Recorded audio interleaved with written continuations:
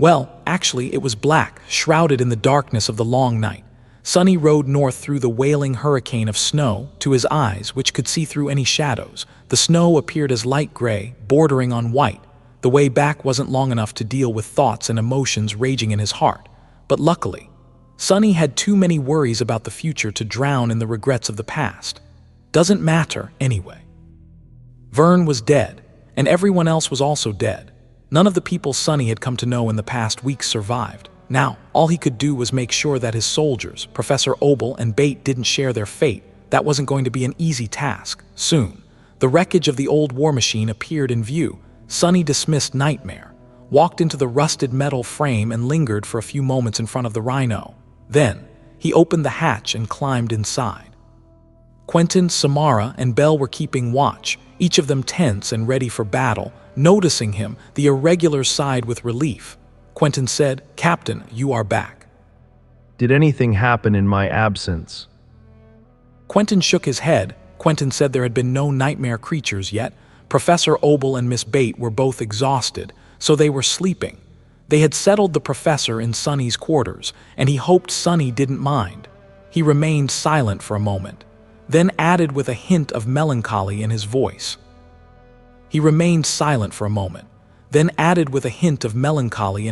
That, of course, they were keeping an eye on them, in case one or both had become carriers of the spell. Sonny didn't particularly care about the accommodations at that moment, so he simply nodded. The first point of Quentin's short report was the most important. Quentin added that there were no nightmare creatures yet. That could change at any point. In fact, he had taken a risk by allowing his soldiers to sleep and leaving the Rhino. Even if one of his shadows had stayed back to observe the surroundings and be a potential exit point of Shadow Step, out here in the wild expanse of the Antarctic Center, it was nightmare creature country now. Hordes of them moved through the mountains, many spilling down onto the coastal plain. A transient swarm could have stumbled on the cohort's camp at any moment, so it wasn't secure. But security was a thing of the past now. Before, he had had choices that were safe and choices that were dangerous. But after leaving the protection of Low 49 and its thick walls, he could only choose between different degrees of danger. It was all about calculating the probable risk. Even then, with his fated attribute, such calculations were more or less useless. Grimacing, Sonny covered his face with a hand and then rubbed it. He was too tired and numb to care right now. He needed rest, too. I am going to take a nap, then. Wake me up if there's movement outside. Since his comfortable bed was currently occupied by Professor Obel, Sonny climbed into one of the free sleeping nooks and closed his eyes. How risky was it to fall asleep right now? Before letting his consciousness plunge into the comfortable embrace of darkness, he summoned Saint and ordered her to guard the Rhino from the shadows. That was all Sonny could do. The night never ended and morning never came when Sonny woke up. The world was exactly the same as it had been before. The raging blizzard enveloped the world, obscuring the cold, dark sky. He had been pulled out of his dreamless slumber by the hiss of a sleeping pod opening nearby. Opposite him, a panel on the wall of the Rhino slid away, revealing a sleeping niche hidden behind it. Dorn's massive figure could be seen inside. The giant man had drawn a short straw when they were assigned the transport vehicle. Since standard pods were a little bit too small for his prodigious body, watching him climbing out of one was slightly comical. Every time, Sonny didn't smile, though, making sure that his shadows and Saint didn't perceive any threat. He left his niche. Soon, Luster and Kim woke up, too. Sonny said, "Quentin, Belle, Samara, your turn." The three Irregulars couldn't wait to get some long-awaited rest. Their exhaustion and desire to sleep were so overwhelming that they didn't even linger to listen to the report that their colleagues had brought from the dream realm. A minute later, all three were gone into the sleeping pods. Sonny studied Kim, Luster, and Dorn. They looked much better than they had yesterday. Even though one night of rest wasn't enough to remove all the accumulated fatigue, awakened were resilient creatures. Sonny, who had only slept a few hours, felt utterly broken instead of rested himself. However, that feeling would pass soon. Sonny asked, "So?" His soldiers glanced at each other after a few moments. Dorn was the first one to speak. Dorn said it wasn't good, Captain. This time, Sonny did smile. Sonny muttered, "Wow, who could have thought?" The giant man nodded awkwardly and then started the report. Dorn said that from what they were able to find out, East Antarctica was still under human control, but the Antarctic Center, it was all a big mess. His face darkened. He said that the Saints were eventually able to kill one of the Titans, but 2 more remained. A chunk of the mountain chain was destroyed in the battle, too, but that wasn't the worst of it. Sonny let out a frustrated sigh and urged him to just come clean with it. Dorn looked down. Dorn said that the siege capital their division was supposed to establish.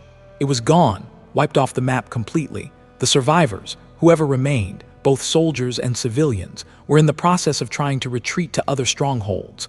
There was no organized First Army force left from here to Mount Erebus. Sir, Sonny remained silent for a long time. A resentful expression appearing on his face, he muttered, just like that. Their 400 kilometers journey seemed to have just turned into a 1,000 kilometers journey. Dorn, Kim, and Luster brought other news from the Dream Realm. Too, all of it was fragmented and chaotic, since the First Army itself didn't seem to have a strong hold on what was happening throughout the Antarctic Center, with all modern forms of communication down. Whatever information trickled in and was disseminated through the Dream Realm was doomed to be incomplete, and often became obsolete on arrival. The lack of reliable intelligence was the worst fear of all armies. The strange blizzard raging across the Antarctic Center was the cause of the collapse of the interaction network. It was attributed to one of the Titans that had emerged around a month ago, designated as the Winter Beast. The Titan's current location was unknown, but its impact could be felt throughout the region. The field army tasked with evacuating the Antarctic Center was in a rough spot. The southern reach of the landmass, where Sonny and his cohort were currently stuck, was lost and all but abandoned. People were scrambling to preserve the remaining 6 siege capitals, not knowing when and where the Titans would strike next. Even worse, the Titans were merely the harbingers of a new phase of the chain of nightmares. The frequency and potency of the opening gates seemed to have increased drastically, and countless nightmare creatures were pouring into the waking world every day. In other words, humans in the Antarctic Center were in trouble, and Sonny was in the biggest trouble of all, he muttered. Wonderful. His soldiers hadn't only received information, but also reported the cohort's current status and location.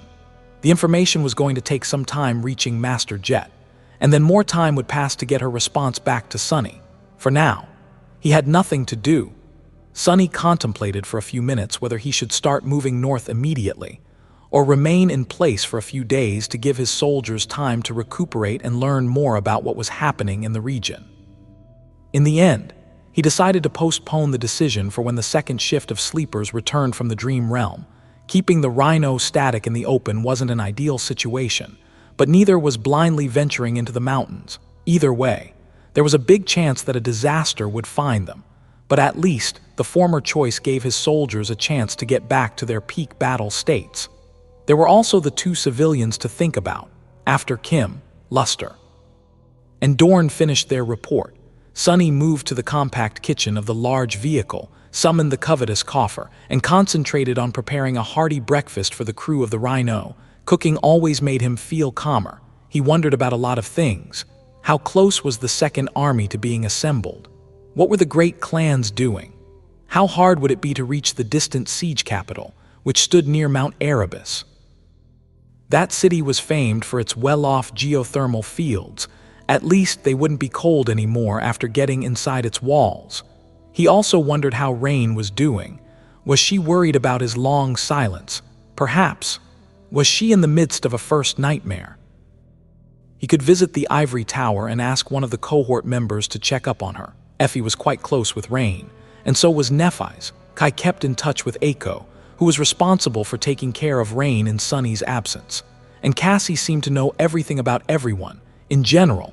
But no, he couldn't go right now. There was a difference between taking a nap and leaving for the Dream Realm. The former would make him several seconds late to react to danger, but the latter would make him miss it completely.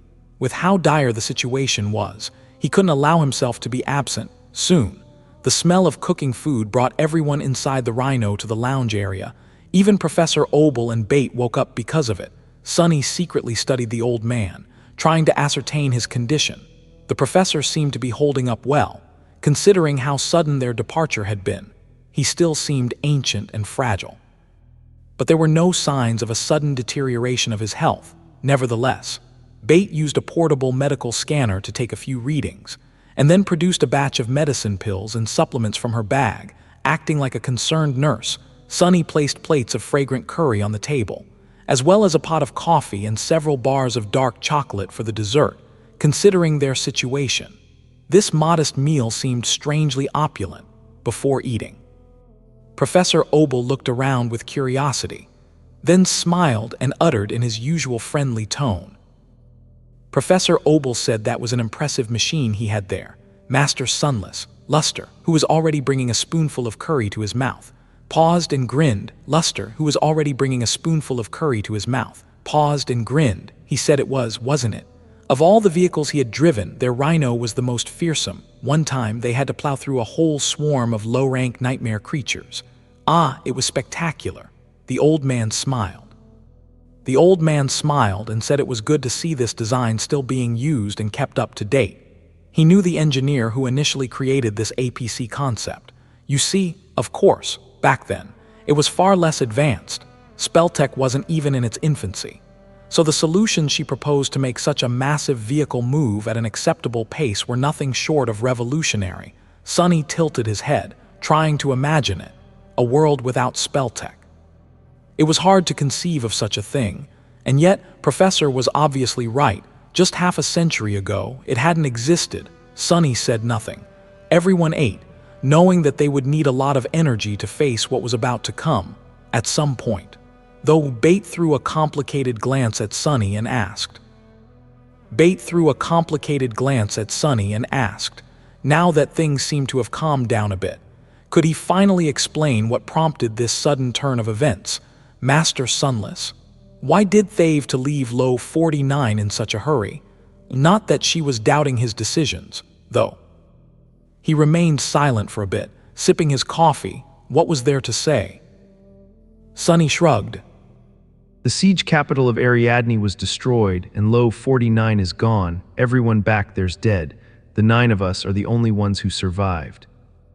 His words caused a dead silence to settle over the rhino. Luster, Kim, and Dorn froze, grave expressions appearing on their faces.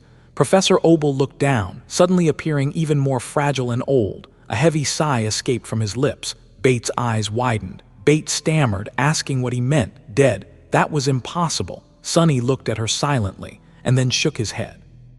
This is the era of the nightmare spell. Anything is possible, and terrible things are doubly possible. In fact, they're all but inevitable. We were lucky to get out in time, but the others weren't. That's all there's to it. His voice was full of grounded confidence, but in fact, Sunny felt very unsettled. He wasn't entirely sure if he was trying to convince Bate or himself. Professor Obel, who had been born during the dark times and lived through the horrors of the first generation, seemed to understand what Sunny was trying to say. He must have experienced many such calamities throughout his long life, and lost a lot of friends. His young assistant, however, didn't. Looking at Sunny with a pale face, she forced out a broken, but... He interrupted her. Don't think about it too much. Concentrate on your own survival instead. We aren't out of the woods yet, and what's to come is far more important than something that's already over, and it's over. With that, the conversation died down. The previous lively atmosphere disappeared as if it had never existed. Sunny studied the faces of people gathered in the lounge area, and then stood up. He didn't really want to console and manage anyone's feelings right now. They were all adults, actually. He was the youngest person here, so why was he the one who had to take care of everyone? Well, because he was in charge, both in terms of power and authority, and with those, uninvited, also came responsibility. Ugh, how irritating. Sunny hesitated for a few moments, and then said, The best way to honor those that are gone is to make sure that we don't follow them, so rest well and gather your strength. I'll keep watch outside. He sighed and walked away, leaving them behind, climbing to the roof of the rhino. Sunny commanded Saint to dismiss Morgan's warbow and summoned it into his own hands. Then he shivered, enveloped by snow. Chilling wind howled through the rusted frame of the ancient war machine. the remains of which rose from the ground like the bones of a giant beast. Even though staying outside was cold and uncomfortable, right now, he preferred it to being in the company of other humans. There was a lot for him to think about, observing the surrounding area through the senses of his shadows. Sonny closed his eyes. There was no way back, and the path ahead was dangerous and unclear. Remaining in this spot wasn't at all safe. As well, funnily enough, the unnatural blizzard not only made it harder for humans to see the approaching nightmare creatures before they launched into a frenzied attack, but also hid them from the sight of the abominations. Unless a swarm stumbled directly on the rusty wreckage, it would pass by this shelter without catching the smell of human souls inside. That, at least, played in Sonny's favor before he knew it. His thoughts wandered back to the lost personnel of Low 49, 1,400 people, 16, even if he counted those that had died in the weeks before. Just like that, so many lives had been lost. It was expected, actually, with a strange grimace. Sonny remembered hearing about the chain of nightmares from Master Jet for the first time. Back then, he was rather callously indifferent. What did the fates of humans in Antarctica have to do with him? Their number was much higher than 1,400, too. There were 700 million people living in the southern quadrant, and he hadn't been inclined to give a damn about a single one, at least not enough to risk his life over it. He was still indifferent. 700 million was too large of a number to conceive of. It was too distant and abstract. When speaking about millions of people, people stopped being people and turned into numbers. Sonny didn't wish them ill, but he also couldn't bring himself to care about mere numbers. But soldiers and civilians that had died in Low 49 were different. Even though 1,400 couldn't compare to 700 million, to him, they were real. He had lived with them, shared bread with them, and fought side by side with them. He had come to know them as people, and not numbers, so their deaths affected Sonny much more than the potential evisceration of the whole quadrant. Knowing what he knew now, he couldn't help but see the First Army and its mission in a different light. There would be much more death, for sure. The government had an ambitious goal of evacuating the whole continent, but their plan was already bursting at the seams. Many more people were going to die, millions of them. In the end, how many of the 700 million would be saved? 600, 5, even less. Of course, he had no way of knowing, so how did it make him feel? Was he outraged, motivated, burning with resolve? Did he find conviction? Not really. Letting out a bitter breath, Sonny whispered, "Such a waste." All he felt was contempt. It was such a waste, all of it, of human lives, resources, and potential. It made him sick to know that the world was gobbling up so much, while the people who could have prevented it from happening were too busy fighting among each other. Those bastards, in the end. All Sonny could do was follow his own advice and concentrate on himself, and that which belonged to him. He couldn't save 700 million people, but he could make sure that he, his soldiers, and civilians in his care would make it to the other side of this disaster alive. That, at least, he could possibly manage. 2 days later, they finally received a word from Master Jet. The message, which had passed through several people before reaching Sonny, was simple: retreat to Erebus and rendezvous with Davis and his cohort of Irregulars there. Godspeed. Sonny took a deep breath after hearing the news.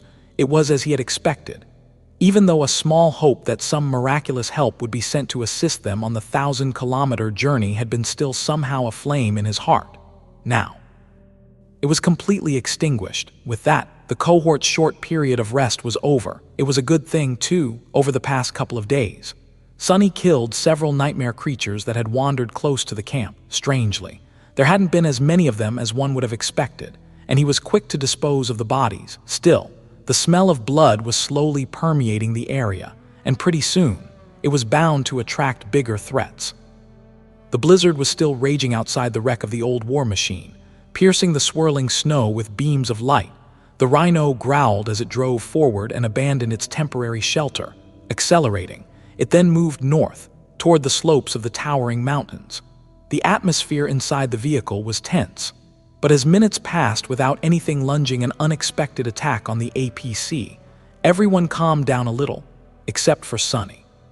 He had no plans of calming down until they safely reached the stronghold of the 1st Evacuation Army. In fact, He would prefer if his people remained tense and paranoid as well, but there was such a thing as too much pressure. 2. People tended to break if subjected to persistent and overwhelming stress without any chance to take a breath. Actually, his soldiers were holding up surprisingly well, considering everything they had gone through in the past 2 months, and for a good reason. One of the criteria he had chosen these particular awakened by was their mental resilience. After all, even Luster, who seemed like a carefree fool most of the time, was enduring the rigors of the calamitous Antarctica campaign with a surprising tenacity. Maybe it was exactly that light-hearted and frivolous personality of his that made the young man so immune to despair. Do I need to learn from Luster? That was something Sonny had never expected to think about. The rhino drove forward, and, hidden by the veil of snow, Saint and Nightmare followed it from a small distance. Even though the mountains were obscured from view by the snowstorm, the jagged peaks were getting closer and closer. Sonny's shadows prowled outside, scouting the path ahead, just before they reached the terminus that separated the coastal highway, which stretched along the whole length of the Antarctic center.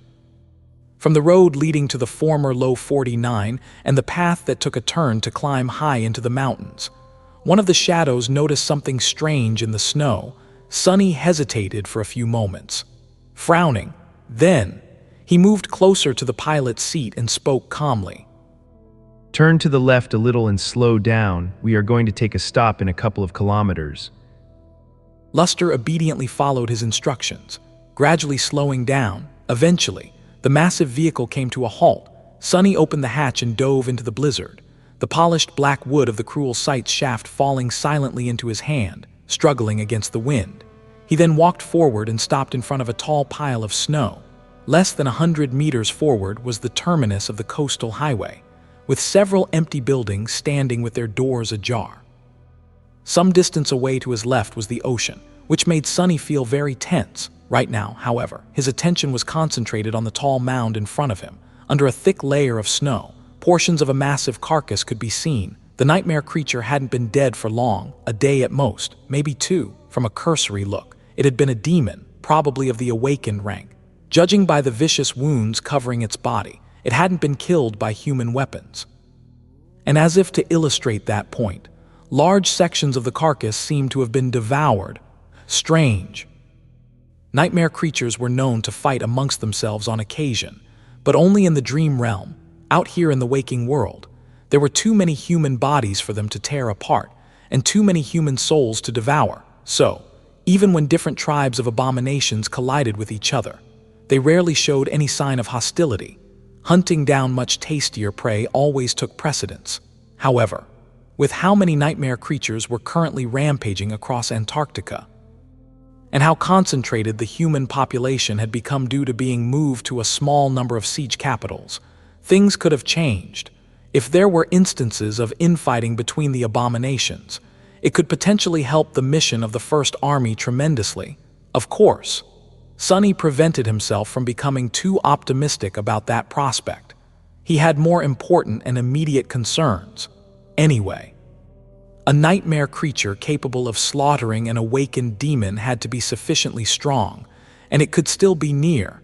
What kind of abomination was it, and where had it gone? Was it alone or accompanied by a whole swarm of other monsters? If he managed to deduce something about the nature of the enemy from the corpse, he would be able to better prepare to deflect the threat. Sadly, the dead demon didn't offer any clues.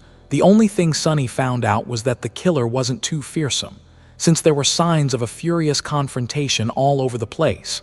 If the other party was truly powerful, their victory would have been entirely one-sided. He muttered, "Waste of time."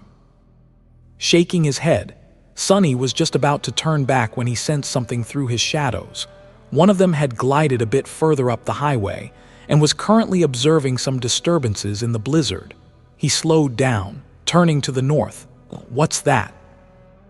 A moment later, a troubled expression appeared on Sonny's face. The shadow hid on the slope of a tall cliff, observing the wide highway that stretched north between the mountains and the ocean. The world was obscured by a white wall of snow, but it could feel slight tremors running through the ground. Something was approaching. A few moments later, Two bright dots appeared inside the blizzard, slowly growing larger as their source drew closer. Then, powerful beams of light cut through the snowstorm, making the shadow shift its position. Several kilometers away, Sunny frowned with a troubled expression and muttered, "People." What approached from the north wasn't a swarm of nightmare creatures or a lumbering monstrosity, but a small procession of civilian transports, accompanied by a handful of military vehicles. They cut through the blizzard, rolling down the highway at a slow speed. Several of them appeared battered and barely functioning. Soldiers could be seen manning the turrets, shivering in the vicious cold. His scowl deepened. He muttered, "What are they doing here?" Luster, bring the rhino to the edge of the coastal highway. Leaving the carcass of the dead demon behind, Sunny walked forward. A few minutes later, he was standing on the snow-covered surface of the highway, with the rhino positioned behind him. His silhouette was drawn against the backdrop of the blizzard by the beams of two powerful spotlights. The convoy was already close, but they didn't notice him yet, striking the butt of the cruel sight into the ground. Sunny hesitated for a moment, and then activated the Light Eater enchantment. Immediately, the silver blade of the spear shone with brilliant light. It was as though a small sun bloomed in his hand. Somewhere behind, Bell and Dorn emerged from the APC, carrying their weapons with guarded expressions. Samara had climbed to the roof of the vehicle and was now laying on it, resting her chin on the stock of her rifle. The other three Irregulars remained inside, protecting Professor Obel and Bate. The radiance of the cruel sight was too intense to not be noticed. Finally, the soldiers protecting the small convoy reacted, turning the turrets in the direction of the unknown threat. Their faces were tense and frightened. The lead vehicle slowed down. Sunny hoped those fools wouldn't start shooting blindly, using the extraordinary rock and its sonorous enchantment. Sunny augmented the volume of his voice, calm and oppressive. It rolled across the highway, easily breaching through the howling of the wind. This is Captain Sunless of the 1st Irregular Company. Think twice before you shoot. Luckily, the soldiers seemed to have preserved at least some of their composure. No bullet flew in his direction. Not that a mundane bullet would be able to do him serious harm, let alone scratch the surface of the undying chain. A few minutes later, the lead vehicle of the strange convoy came to a screeching halt not too far away from the rhino, forcing the transports to follow suit. A figure in a military uniform emerged from it, hesitated for a bit, and then headed toward Sunny. Judging by the lack of an armor-type memory and the way the man was holding to the collar of his coat, shivering in the cold, he was a mundane human, while the soldier walked. Sunny's shadows got closer to the convoy and studied it. The transports were full of frightened civilians, and their military chaperones were few and far between. Everyone seemed to be in a rough shape, tired and numb. There were women, children, and elderly among the refugees. All scared and exhausted, but not a lot of men, and there wasn't a single awakened among them. Sunny's mood turned darker and darker. Finally, the soldier walked close enough to see him, raising a hand to shield his eyes from the rhino's lights. He mumbled in a startled voice, "It really is the devil." I can hear you know. The soldier flinched and then lowered his hand, trying to stand at attention. He stammered, "Oh, sir, sorry, sir." His voice, despite the effort to sound professional, sounded haunted. Sunny sighed and shook his head and said, "At ease." Then he looked past the man's shoulder at the battered convoy, wondering what it was doing here. Please explain who you are and why you are in this area. I thought that the First Army abandoned the southern reach of the Antarctic Center. The soldier remained silent for a while. Eventually, he said. The soldier said that his division had suffered heavy losses when the siege capital they were building was destroyed. A sufficient number of them had time to evacuate, taking the civilians with them. However, the aftermath was chaotic. Sunny didn't know the details of how the city had been obliterated, except for that it had been done by a Titan. Nevertheless, he could imagine the panic and mayhem that had ensued in the aftermath. He nodded. The man let out a heavy sigh. He said that most of those who escaped retreated north, but for many of them, that direction was cut off. They gathered as many people as they could and eventually headed south.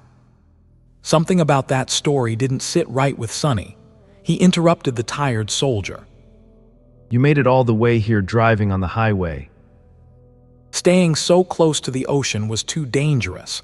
Even Sonny didn't dare choose that convenient but dire path. How did a bunch of mundane soldiers survive it? The man's face grew bleak. He lingered for a while and then said grimly. The man said that there had been a lot more transports in the convoy at the start of it. Captain, this was just the ones that remained. He had 340 free civilians in his care and 40 soldiers. Sonny sighed. Now things were making much more sense. Put in a somber mood, he asked.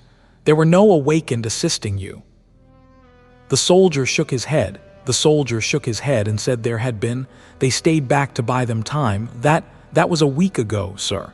Sonny thought that he understood the full picture, except for one most important thing, he asked. Why come so far south? He stared at the man for a bit, and then asked directly. But why would you head here of all places? Why not circle back and head north to one of the remaining siege capitals? The answer soon came, making the corner of his eye twitch. The soldier said it was evacuation, sir. After the initial chaos died down, the awakened escorts, they were still alive back then, received orders through the dream realm. They were to proceed to a facility called Low 49, rendezvous with the battleship Ariadne that was supposed to be waiting for them there, and escape, although they were a little late, just by a day or two. Sonny stared. Lost for words, the soldier suddenly seemed excited. Asking if Captain Sunless had come from that facility, and if he was sent to escort them the rest of the way, exposed to that hopeful gaze.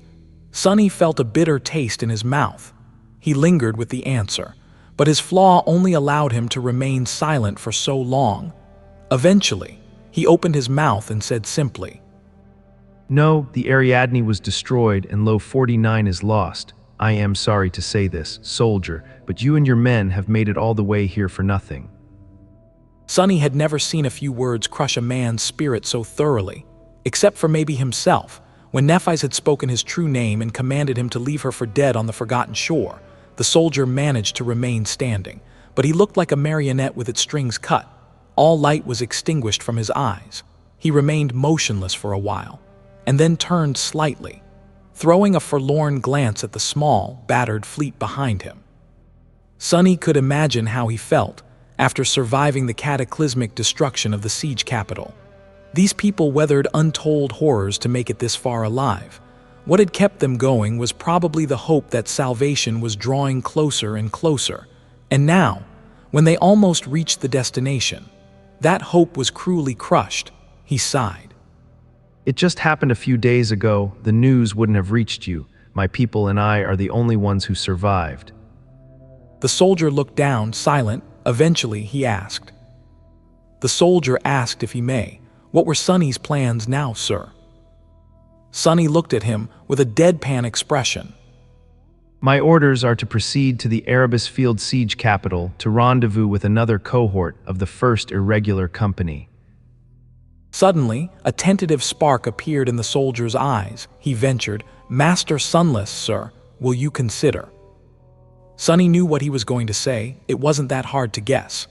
He wanted to laugh. In fact, he almost did. It took a lot of self-control to remain outwardly calm.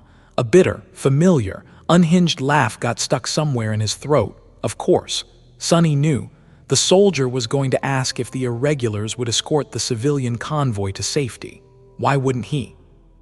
They had persevered for the last week without any awakened to protect the handful of transports from the rampaging nightmare creatures. And even though their hope of sailing to safety aboard the Ariadne was gone, there was an actual master standing in front of them. And not just any master, but one of the most deadly ones in the First Army, accompanied by a cohort of absolute elites. The Irregulars were the cream of the crop of human forces. Surely. They wouldn't leave defenseless civilians behind. Surely. The problem was that this decision wasn't an easy one. Heavily armored and exceedingly maneuverable Rhino could potentially make the 1,000-kilometer journey to Mount Erebus, the flimsy and damaged civilian transports. However, their ability to traverse the mountains was doubtful. At the very least, they would slow down and limit the versatile APC, which would put its crew in danger. By agreeing to take charge of the convoy, Sonny wouldn't only make his task several times harder, but also drastically increase the chance of his own soldiers dying. That was why he wanted to laugh. In Sonny's last conversation with Vern, the stalwart master had told him that it was impossible to get hundreds of civilians through the mountains alive. Back then, Sonny had responded by saying that people couldn't know what was impossible until they tried it. And now, he had to either leave these people to die, or eat his own words and put his money where his mouth was.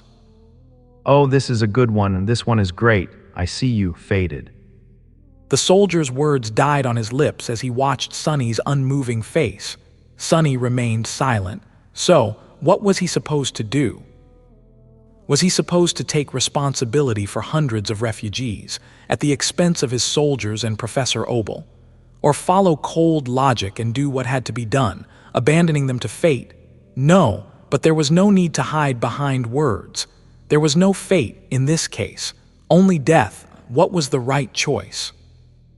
A strange smile appeared on his face.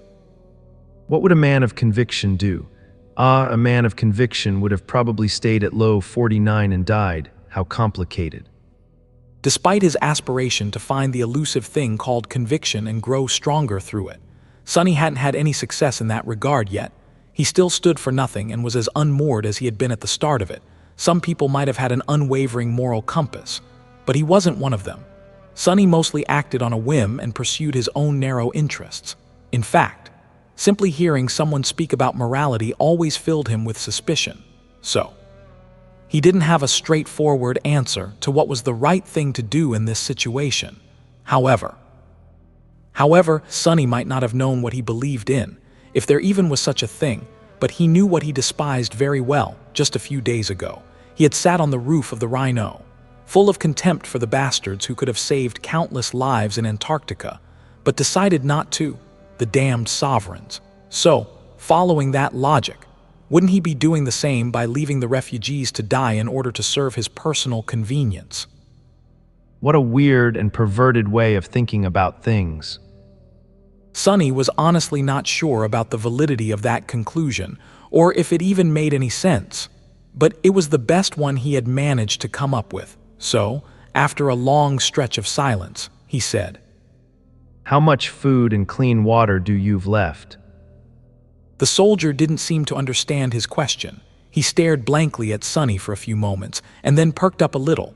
The soldier said they had a large surplus of both food and water, sir. That was one thing they didn't lack. They also had a working water filter. Sonny remained silent for a little while, and then nodded.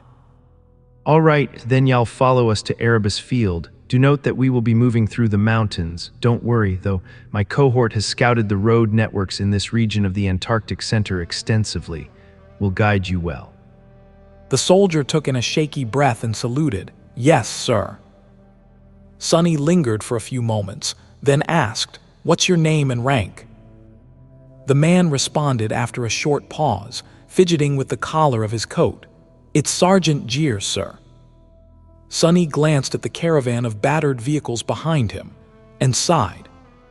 Here's my order, Sergeant Gier. From now on, I'll be assuming command of this convoy. You did well getting them here. Leave the rest to me. As expected, the refugees were devastated by the news that their salvation had slipped away from their grasp at the last moment. Many of them looked like they were about to give up, but strangely, the terrible change didn't end up being as crushing to their already crumbling morale as Sonny had thought it would be. He was the reason, or rather, his status and reputation, although being found by a master wasn't really comparable to boarding a rescue ship. Ascended were a kind of symbol among humans. Saints were too mysterious and distant, so it was the masters that dwelled in the human subconscious as the epitome of valor, achievement, and might. Sonny didn't know about valor and achievement, but Ascended were indeed immensely powerful, and he was more powerful than most. So, when the refugees learned that Master Sunless of the first Irregular Company had taken command of the convoy, many of them were elated despite their extreme exhaustion. He had a fearsome reputation, after all. In fact, Sonny felt that the mundane soldiers had gone out of their way to embellish his achievements as much as they could when they delivered the news. Their purpose was transparent. The soldiers, too, wanted to keep the morale of the civilians from reaching the very bottom of despair. As a result, the refugees regarded him as some sort of intrepid hero, who was both the scourge of nightmare creatures and a dauntless savior of men. When they looked at him, their eyes were full of hope and reverence. Sonny was weirded out by these gazes. Fools, how easy are you to deceive? Shaking his head, Sonny walked back to the rhino and climbed inside, remembering the mangled corpse of an awakened demon that rested under the snow less than 100 meters away. He wanted to leave the terminus of the coastal highway as soon as possible, but there were a few things he had to do before that. Shaking his head, Sonny walked back to the rhino and climbed inside, remembering the mangled corpse of an awakened demon that rested under the snow less than 100 meters away. He wanted to leave the terminus of the coastal highway as soon as possible, but there were a few things he had to do before that. Professor Obel, can I speak to you? The old man had lived through the havoc of the first generation, so he would have valuable insight about the task facing Sonny, without a doubt. And indeed, speaking to the professor gave him a few good ideas. However, something like the chain of nightmares had never happened in the history of the world before, so there was no handbook on how to survive it. He had to come up with his own solutions. 10 minutes later, Sonny gathered his cohort, as well as Professor Obel, Bate, and Sergeant Gier in the command suite of the Rhino. He didn't waste any time and got straight to business. The situation is far from being perfect, so I'll be brief. Our first task is to inspect the vehicles of the convoy and service them as needed, to make sure that they'll be able to make it across the mountains. However, we can't do it here in the open. There's an abandoned military bunker not too far from our position. If all goes well, we will reach it within a day and make camp. His thinking was rather simple. He couldn't have the civilians sleeping in the cramped transports, since the consequences of someone turning into a nightmare creature inside one would be devastating. So, ideally, they needed to find a well-protected campsite every time they needed to rest. The old bunker, which had stood empty since the dark times, was hidden in the mountains at a sufficient distance from the ocean. It was a good place to achieve a lot of pressing tasks. Sonny paused and looked at his subordinates with a grim expression. For now, we'll assume a standard march formation. Our immediate task is to reach the bunker without suffering any losses. There are two types of threats we need to be wary of, those from beyond and those from within. I won't say anything about the former, since they just mean that we must enter battle with the enemy. The latter, however, I desire soldiers keeping eyes on the civilians at all times. Don't let anyone fall asleep. He lingered for a moment and then added, Clear one of the transports completely and move all passengers to the other 4. That will be our mobile infirmary. If someone does fall asleep, wake them up. If they don't wake, transfer the sleepers to the infirmary and get ready to put them down should anyone fail the first nightmare. Sergeant Gier shivered, but remained silent. It wasn't easy for mundane soldiers to fight nightmare creatures, especially not without working exoskeleton armor suits and inside a moving transport with no space to retreat and maneuver. Sonny had thought about it in advance. There were 5 civilian transports and 4 smaller army vehicles escorting them, so the math wasn't too hard. He looked at his soldiers. Luster will drive the Rhino, while each of you is to be stationed inside one of the transports from now on. Keep the refugees safe and observe your surroundings. If the convoy is ambushed and the enemy gets past me, it's your job to make sure that no one dies, or at least as few of them die as possible. Bell, y'all watch over the infirmary. The others, divide the transports among yourself. Sergeant Gier. The crews of the military vehicles will be responsible for themselves. The same protocol applies. The soldier nodded and answered, "Yes, sir." After that, they all stared at him in silence. Sonny raised an eyebrow.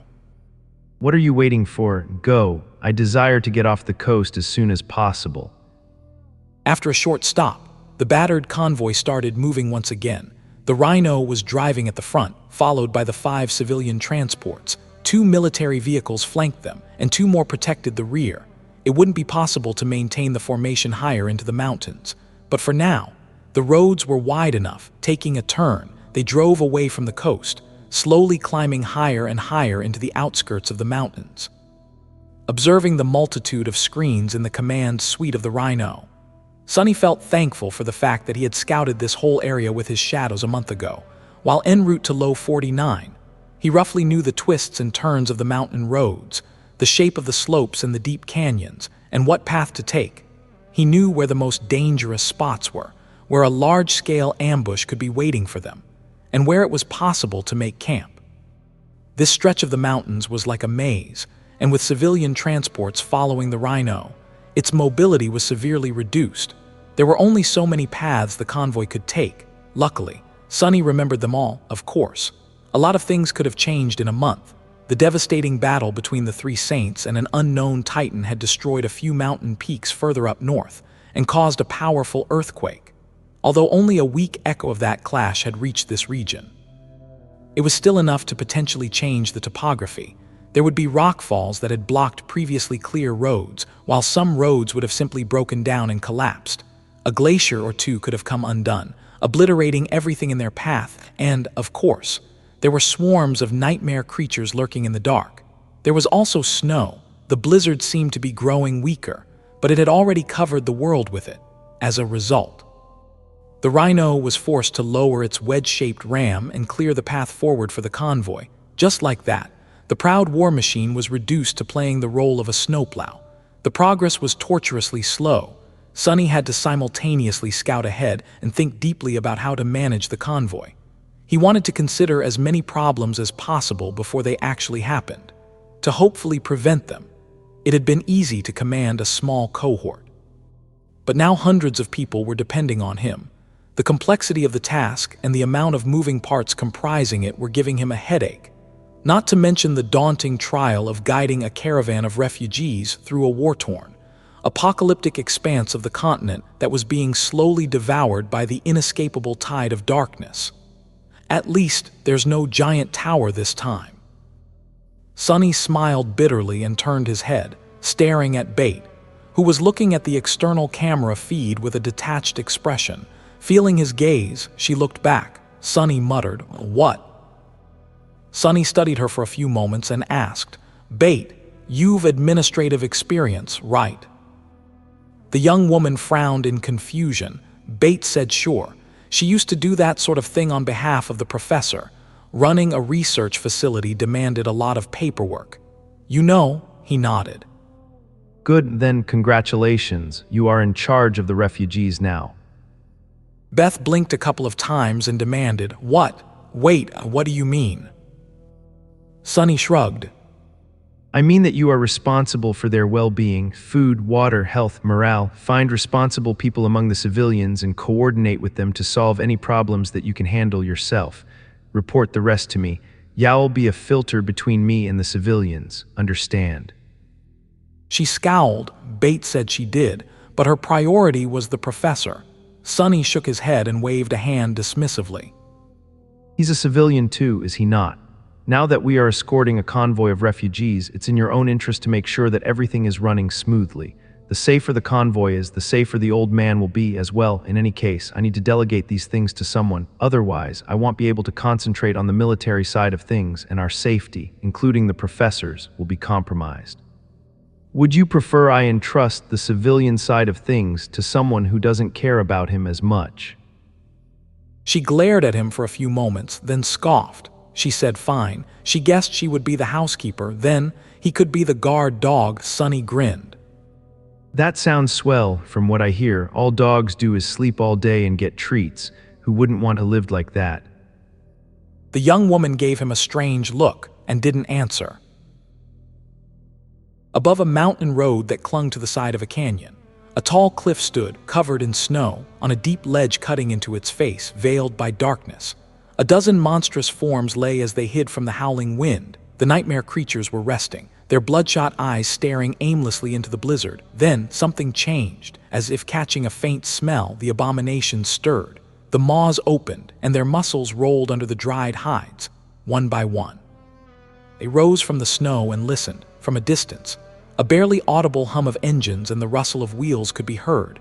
Frenzied flames ignited in the eyes of the vile creatures, and hoarse growls escaped from their maws, using their powerful limbs. The nightmare creatures moved toward the edge of the ledge, lusting to sink their fangs into human flesh.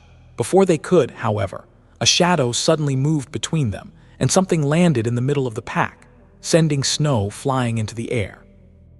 The abominations only had a moment to see what it was. There, between them, a graceful knight in intricate onyx armor stood, raising a beautiful jade giant. A split second later, the white blade flashed back inside the rhino. Sonny closed his eyes for a moment, listening to the voice of the spell whispering into his ears.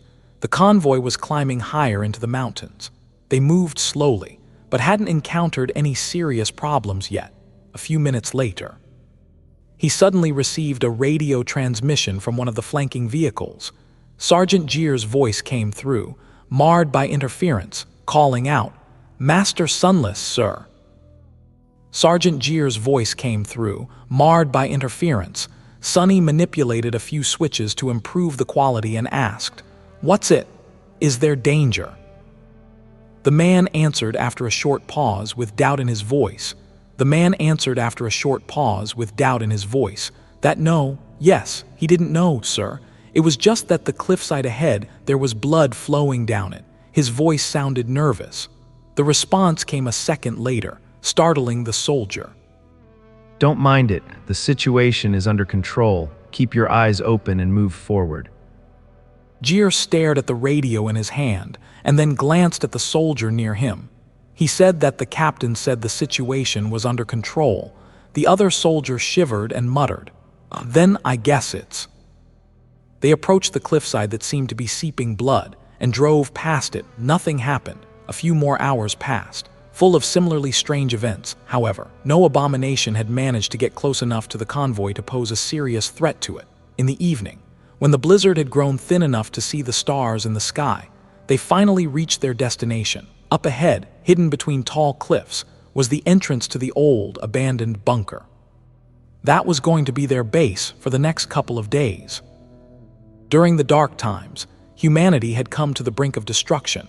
A series of cataclysmic natural disasters had brought it to its knees, causing several waves of mass migrations, each of them accompanied by plagues and famine. Previously arable lands had turned into wastelands, and many resources that had previously been the lifeblood of civilization were suddenly running dry. There hadn't been enough food for everyone, not enough livable space for everyone, and not enough power source for everyone. So, humans had done what they knew best. They had turned to war. The marks left by those devastating wars still haunted the planet, from the polluted air to the derelicts of broken military machines. They littered the earth like scars caused by a deadly infection. The old bunker Sonny was facing right now was one of those scars. He knew neither what army had built it and for what purpose, nor what had happened to those people and why the bunker now stood abandoned. He also didn't care. There were always stories about terrifying doomsday weapons hidden in such places, waiting to be unleashed by a carefree explorer. But most of them were just that, stories. In reality, places like that one were usually empty for one simple reason: everyone had died or left, and those who survived had no need and no capacity to return. Plus, the bunker had already been unsealed a long time ago. Its massive blast doors stood open. Covered with snow, Sonny was much more worried about the present than the past. Anything could have made its way inside during the chain of nightmares, if a tribe of nightmare creatures had made a nest in the narrow underground passages. Laying siege to the bunker wouldn't be easy. In fact, it was as tough of a task as a military unit could get, but he couldn't turn back. The civilian transports were crowding the mountain road behind him. With nowhere else to go, the vehicles needed maintenance and repair, and the people inside needed rest. It was his obligation to provide for them. Looking at the dark entrance gloomily, Sonny turned and addressed his cohort. Prepare yourself. The 7 of us will enter the bunker in 15 minutes. Sergeant Jeer, who stood nearby, hesitated for a few moments. Sergeant Jeer asked, hesitantly, what if there were nightmare creatures inside? Usually, the task of clearing an underground nest would only be entrusted to a much larger and better prepared force. Sonny stared at the soldier silently, and then shrugged. He said, "There are, so what?" His shadows were already creeping through the dark bunker, scouting its many chambers and passages. There were indeed abominations hiding underground, a lot of them. They had turned the abandoned complex into their lair some time ago, and its nature was going to make any potential assault both hard to pull off and bloody for a regular military force. Sonny and his people, however, were elites. He was confident in their ability to clear out the bunker without suffering any losses. They had no other choice. Anyway, most of his confidence, though, came from himself.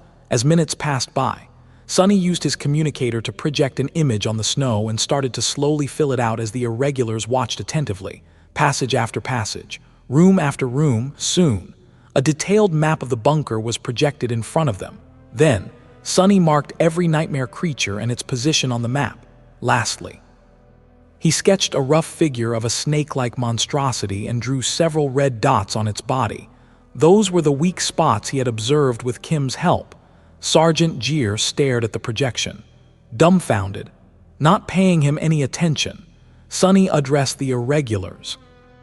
There are 94 nightmare creatures inside the bunker, as well as several hundred eggs. The plan is simple. We'll go in and clear them all out, level after level. The first 2 levels only have awakened abominations, and the heart of the nest seems to be situated on the 4th, with several fallen protecting it. There's not a lot of room to move, so mind the walls. Sam, leave the rifle behind. It won't be of any use underground, The old abandoned bunker wasn't exactly the best place for a few hundreds of exhausted refugees to rest, and that had been before Sonny and his cohort had smeared monster blood all over the place.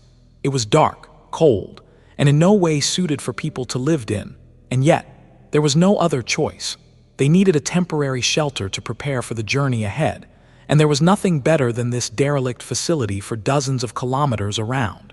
In the end, the civilian transports and the military vehicles entered the large hangar behind the blast doors, and the refugees disembarked, throwing frightened gazes at the dark interior of the bunker. The rest was both simple and demanded a lot of work. 6 comparatively clean rooms were designated as living areas, each welcoming around 70 residents. Lighting fixtures were installed, and heater elements were taken off the vehicles and placed in the corners to chase away the cold. Awakened were assigned to the living quarters to keep people safe. There was so much to do that Sonny was momentarily at a loss. People needed blankets, food, medical care, and 100 other things that he hadn't stopped to think about. Luckily, he didn't have to solve all these problems alone. Sergeant Gier already had sufficient experience taking care of the refugees, and Bates seemed to have taken on her responsibility as the civilian representative with zeal. After about an hour of working things out, Sonny was left mostly alone. In the morning, there would be a lot to do, but for now, people just wanted to rest. No one knew when they were going to get a chance to leave the transports again. Sonny himself chose to watch over the infirmary, sending Belle away to a less stressful post. Currently, there were 3 people inside, 2 refugees and a young soldier. All 3 slept as their souls wandered in the first nightmare. Their shallow and rare breaths were almost inaudible. Glancing at them, he summoned his chair, sat on it, and prepared for a long night. Unlike the rest of the convoy, Sonny wouldn't be resting any time soon. There was too much for him to do. He closed his eyes. Above ground, the blizzard finally subsided, and the dark canvas of the mountains could be seen once again. The eerie lights of the aurora danced in the black sky, making it seem as though it was aflame with ghostly fire. Distant stars burned coldly up above. Sonny murmured, "What a sight." The soldiers stared at him for a few seconds in silence, then turned around and walked toward the vehicles without saying anything. What was there to say? The old abandoned bunker wasn't exactly the best place for a few hundreds of exhausted refugees to rest, and that had been before Sonny and his cohort had smeared monster blood all over the place. It was dark, cold, and in no way suited for people to live in, and yet, there was no other choice. They needed a temporary shelter to prepare for the journey ahead, and there was nothing better than this derelict facility for dozens of kilometers around. In the end, the civilian transports and the military vehicles entered the large hangar behind the blast doors, and the refugees disembarked, throwing frightened gazes at the dark interior of the bunker. The rest was both simple and demanded a lot of work. 6 comparatively clean rooms were designated as living areas, each welcoming around 70 residents. Lighting fixtures were installed, and heater elements were taken off the vehicles and placed in the corners to chase away the cold. Awakened were assigned to the living quarters to keep people safe. There was so much to do that Sonny was momentarily at a loss. People needed blankets, food, medical care, and 100 other things that he hadn't stopped to think about. Luckily, he didn't have to solve all these problems alone. Sergeant Gier already had sufficient experience taking care of the refugees, and Bates seemed to have taken on her responsibility as the civilian representative with zeal. After about an hour of working things out, Sonny was left mostly alone. In the morning, there would be a lot to do, but for now, people just wanted to rest. No one knew when they were going to get a chance to leave the transports again. Sonny himself chose to watch over the infirmary, sending Belle away to a less stressful post. Currently, there were 3 people inside, 2 refugees and a young soldier. All 3 slept as their souls wandered in the first nightmare. Their shallow and rare breaths were almost inaudible. Glancing at them, he summoned his chair, sat on it, and prepared for a long night. Unlike the rest of the convoy, Sonny wouldn't be resting any time soon. There was too much for him to do. He closed his eyes. Above ground, the blizzard finally subsided, and the dark canvas of the mountains could be seen once again. The eerie lights of the aurora danced in the black sky, making it seem as though it was aflame with ghostly fire. Distant stars burned coldly up above. Sonny murmured, "What a sight." Sonny relaxed as his shadows climbed 4 different peaks. Now that the blizzard was gone, he could finally observe the surroundings. He could control his shadows from as far as 13 kilometers or so, of course. That number seemed small compared to the 1,000 kilometers the convoy had to travel to reach the Erebus field siege capital. But here in the mountains, where the terrain was rough and uneven, that was enough. One could see a lot if they just climbed high enough, naturally. Trying to study the landscape from the summit of a tall mountain would have been hard for most people, considering that the whole continent was obscured by the veil of impenetrable darkness. The long night of Antarctica was still lingering, and would be for several more months, but Sonny could pierce through that veil with ease. To him, that darkness was an ally. As the first shadow reached sufficiently high, he sighed and opened his eyes. Then, he activated his communicator and projected the map of the area from its memory storage. So outdated. Sonny wanted to guide the convoy through the mountains. He had a lot of tedious work to do. First, he recalled the journey to Low 49 and started to mark all the old roads that he had scouted back then on the map, as well as their condition and degree of disrepair. Some were too damaged for the civilian transports to drive on, some were comparatively fine, and some could be used, but only if there was no other option. In the process, Sonny also marked all points of interest. Potential campsites, possible ambush spots, entrances to the old tunnels that could be hiding untold threats, and so on. The process was long and boring, but the result was going to allow him to plan a good route. After a while, feeling tired, Sonny glanced at the map and sighed. Its current state was satisfactory as the starting point. Then came the harder part. Relying on the 4 shadows looking at the world from high above, he started to add changes to the map. Some roads had been destroyed in the past month. Some were blocked. Whole areas were buried under ice after several glaciers rolled down from the mountain peaks, and everywhere, nightmare creatures prowled. Due to his credentials as an academic explorer, Sonny wasn't a novice to drawing maps, although they had all been that of the dream realm in the past. The more he filled in the current one, the more bleak his expression became. Things weren't looking good at all. There were too few paths the convoy could take, and none of them was particularly easy or safe. The sheer number of abominations flooding the mountain range was appalling, even though Sonny couldn't judge their exact numbers and power from afar. There were too many. They were like maggots swarming in dead flesh. Nevertheless, he diligently marked the larger swarms on the map, as well as the direction they seemed to be heading in and their approximate speed. After hours of arduous work, the projection in front of him looked like a piece of psychedelic art, with a chaotic net of lines and symbols of different colors covering its surface. The most prominent color, however, was red. With a sigh, Sonny leaned back and remained motionless for a while. He muttered, "What a disaster." It would have been much easier to slip through the hordes of nightmare creatures if he only had to worry about the rhino. The APC could conquer all types of terrain and was as durable as they came. The vehicles of the convoy, however, Sonny felt as though he had gone into battle with his hands tied behind his back. Curse it all.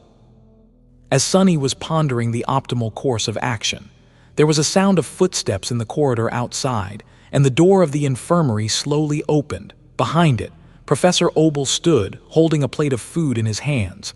Sonny raised an eyebrow, surprised by the unexpected visit, and asked, "Professor, what brings you here?" The old man smiled. The old man smiled and said not to mind him, Master Sunless. He had just noticed that Sonny hadn't gotten his portion of the food the soldiers had cooked for them, so he thought to bring him some. Sonny hesitated for a few moments, thinking what a thoughtful old man he was. Something told him that the professor hadn't just come here to give him food. Considering how much time had passed, the old man should have been asleep. It was also strange to see him without bait, who always followed him like a shadow. The question was, what did Professor Obel want? Sonny said, "Come in." The old man entered, closing the door behind him. Then he looked around, found a rusty stool and sat down. Handing Sonny the plate, he said, "Sorry, it's not much." Indeed, it wasn't. The broth the soldiers had cooked was made out of synth paste, monster meat, and spices. It was a common army dish that could be made with all kinds of ingredients, as long as there was water and basic rations at hand. This particular version looked almost edible, too. Sonny shrugged. That's all right. I am from the outskirts of Northern Quadrant Siege Capital, so I am not a stranger to synth paste. Professor Obel nodded, then curiously studied the map Sonny had created as he ate. After a while, the old man said. Professor Obel said it was in moments like this that he was reminded of how potent utility aspects could be. Their wielders tended to be overlooked in favor of combat specialists, who got all the glory. But Sonny's ability was truly incredible.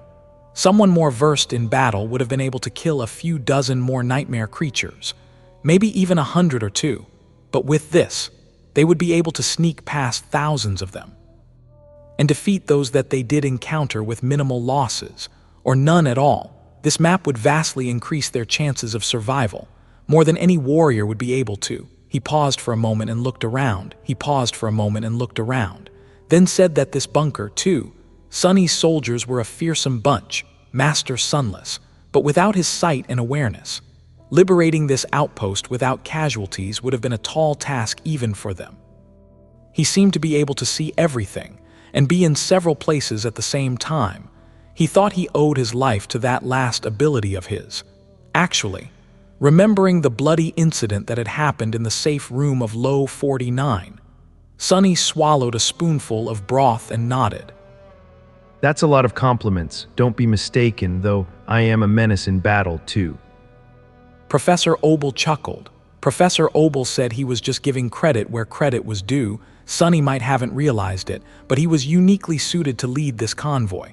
Master Sunless. Still, it was a lot of responsibility, especially for a young man such as him. How was he holding up? Sonny stared at him blankly. I am fine, thank you. I've been through worse. The old man sighed and murmured, "I'm sure that you've." His tone seemed strangely regretful. Sonny wondered what he was getting at. Sonny frowned, then asked frankly, Professor, I am sure that this isn't just a social call. What's it that you want from me? Professor Obel remained silent for a few moments. Eventually, he smiled. He said he guessed he was really easy to read. Came with the territory, he guessed. At his age, people didn't have time for pretense. Yes, Sonny was right. He wanted to talk to him about something, Master Sunless, or rather, he had a favor to ask. He looked at Sonny with a fatherly expression, which was an entirely new experience for Sonny, and said. He said there was a long road ahead of them. In the future, Sonny would have to make a lot of decisions as the leader of this convoy. Their lives were literally in his hands, Master Sunless, so he wanted to ask him in advance. If a time ever came when he had to decide between saving his life and that of someone else, especially his assistant Bait, that stubborn child, he wanted Sonny to choose against him, keep someone else alive and leave him behind. Sonny stared at the old man for a while, perplexed by the sudden request. With all due respect, Professor, I can't agree. My orders are to deliver you safely to a siege capital. You, and you alone, everyone else is just a bonus. They don't have the same value. Professor Obel simply shook his head. Professor Obel said value. Sonny was wrong, Master Sunless. He was old and didn't have much time left. It was young people like him and Bait that held true value. He might have done a few worthy things in the past, but they were the ones who would accomplish great and amazing feats in the years to come. They would carry the flag of humanity into the future, not old fossils like him. If a species started to cannibalize its young to prolong the lives of the old, there was no value in that, none at all. Sonny looked away. Great, but I'm not even sure if humanity has a future. The old man laughed. The old man laughed and said, "Oh, forgive him, young man," but he had been hearing these words for almost a century. When he was young, many people were convinced that they were all going to go extinct soon, but they didn't then. They went around saying that if things didn't change for the better, humanity would surely be doomed. Things changed for the worst, but humanity still persisted. Then, the nightmare spell appeared. And it seemed like all their fears came true, and yet here they were, still kicking. Humanity was far more tenacious than he thought, Master Sunless. That it was. Humans were incredibly adaptable, resourceful, and stubborn creatures. They tended to cling to life so ferociously that eradicating them was often a futile endeavor. But not always. Sonny glanced at the professor darkly. Humans that used to inhabit the dream realm were tenacious, too. Where are they now? The old man didn't seem to have an answer, so he just sighed dejectedly. After a while, he asked. The old man asked, "So, are you going to grant my wish or not?" Sonny remained silent for a bit, then he scoffed. Why do I have to choose whom to keep alive? I'll just make sure to save everyone. There's no need to decide between you and Bait, so why would I? Professor Obel looked at him with a slightly somber expression. Professor Obel said that might be an unreasonable ambition. Young man, Sonny shrugged, his expression nonchalant. This whole campaign is an unreasonable ambition. Should we just give up? The old man studied him for a while, then suddenly smiled. His smile, for some reason, seemed a bit brighter than usual, he murmured. Indeed, that's also true. At that moment, Sonny glanced at the three people sleeping in the infirmary and frowned. His eyes seemed to grow a little darker, deactivating his communicator. He looked at Professor Obel and said in a calm tone, I think it's time for you to go, Professor. I've some matters to attend to. Thanks for the food. The old man lingered for a moment, but then nodded and stood up. As soon as the door closed behind him, Sonny summoned the moonlight shard and walked over to the sleepers. It seemed that two of them were about to wake up, whether as people or nightmare creatures, though. That Sonny didn't know. The first infected was a young soldier from Sergeant Jeer's unit. The other two were refugees, a man in his 30s and a woman who seemed old enough to be Sonny's grandmother. All three were outside the usual age for a sleeper, but the soldier, at least, was young and strong. He had a higher chance of survival, from what Sonny could tell. Not that anyone knew a lot about how and why people survived the first nightmare. It was a mystery why the spell had eventually settled for teenagers of about 16 to 18 years old after devastating the first generation indiscriminately. But even back then, younger people had been more likely to survive. Humans might haven't known the reason, but they were very good at gathering statistics. Perhaps it had something to do with the soul. Some believed that it was hard for a soul to form a stable core after becoming set in its ways. So, a situation was possible where an older person could survive their nightmare, only to die anyway after their soul collapsed while trying to create a core. But fairness was a human concept. In the end, the spell had its own principles, which didn't always coincide with what humans considered just. Sonny muttered that it hardly seemed fair. Currently, the soldier and the male refugee were stirring, as if on the cusp of waking up. Sonny observed them from above. Holding the moonlight shard in his hand, he was strangely fascinated. To his eyes, the changes happening to the souls of the sleepers were revealed in detail. The weak, faint golden light inside them was swirling and moving, caught in the throes of a growing turmoil. Sonny had gone through the process himself. Many times, however, he had never seen it happening in front of him to someone else. Right now, the souls of the two humans were weak and insubstantial. They were more like an idea of something than an actual thing.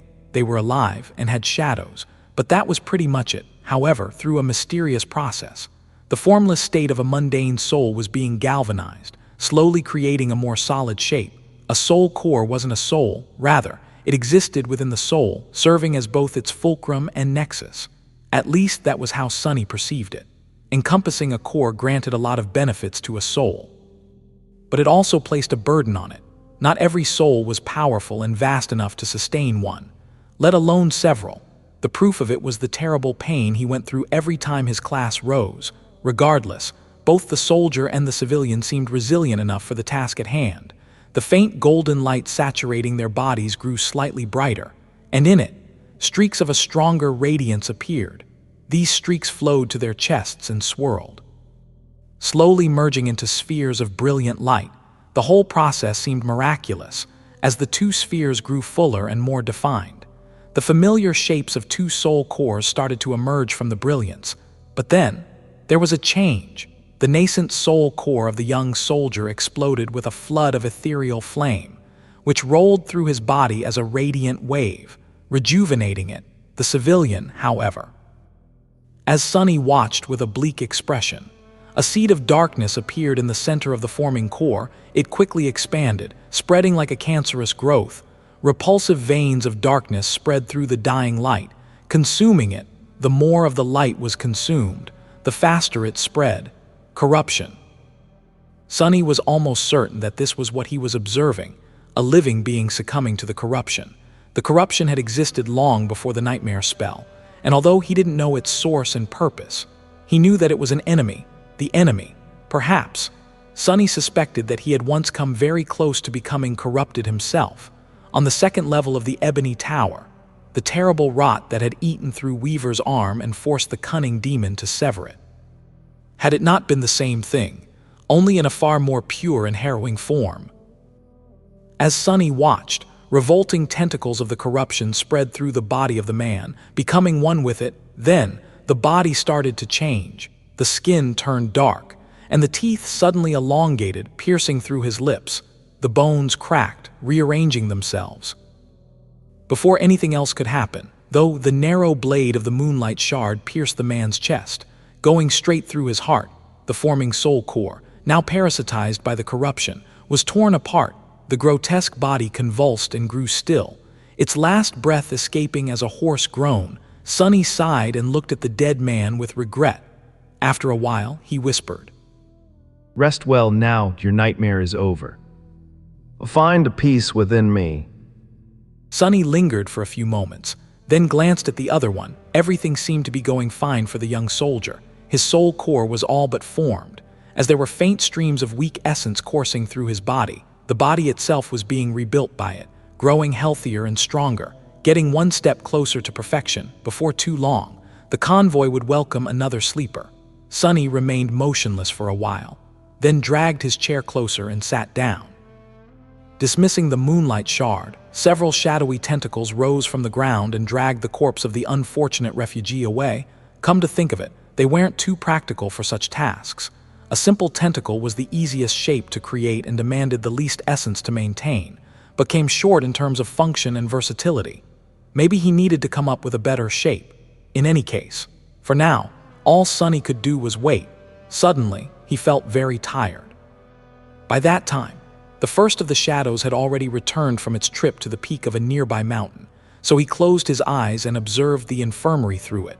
A minute passed by, then another, then a few more. Everything was quiet. Some time later, the soldier slowly opened his eyes. A hint of consciousness returned into them, and the young man looked around in confusion. The dimly lit room, the rusted metal walls, the three makeshift cots, one of them drenched in blood, and a pale youth sitting on a luxurious wooden chair, as if on a humble throne. The youth seemed almost like a human. Was he human? His eyes were closed. Was he alive or was he a corpse? Was he both alive and a corpse? At that moment, Sunny said, What are you looking at? The soldier flinched away, then, shivering, he asked something stupid. The soldier flinched away, then, shivering, he asked something stupid. Am I dead? Sunny frowned. Well, it wasn't surprising that the guy was confused. He had been lost in the first nightmare for several days.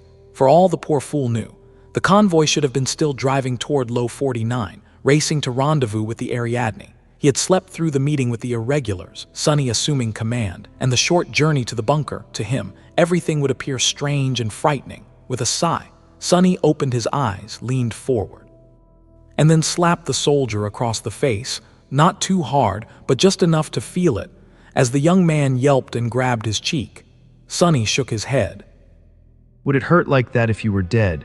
You are not lucky enough to die, fools. Welcome back to the waking world, sleeper, whatever your name is. The devils were the only awakened in the convoy, so the newly returned sleeper had no one else to learn from, after finding out that the young soldier's aspect had to do with melee combat. Sonny sent him to Bell and told the swordsman to show him the ropes. The sleeper was in a strange position. He wasn't a mundane soldier anymore, but also not a true awakened. He had an aspect, an ability, and was capable of summoning memories, however. His power was barely enough to face a dormant nightmare creature, and potent memories with active enchantments were wasted on him. Whatever, I was killing fallen devils left and right as a sleeper. Of course, no matter how much he wanted to, he couldn't hold everyone to the standards of the Forgotten Shore survivors. Everyone who had escaped from that hell was abnormal, and for every one of them that had, there were hundreds of those who hadn't. In any case, the sleeper was at least capable enough to watch over the refugees, lessening the burden on the Irregulars, to make his task easier. They had bestowed a few memories to the young man, now. He was wearing sturdy snakeskin armor and wielding Bell's spare sword. He even had an enchanted bow and a quiver of poison arrows, as well as a magical lantern and a charm that protected him from cold.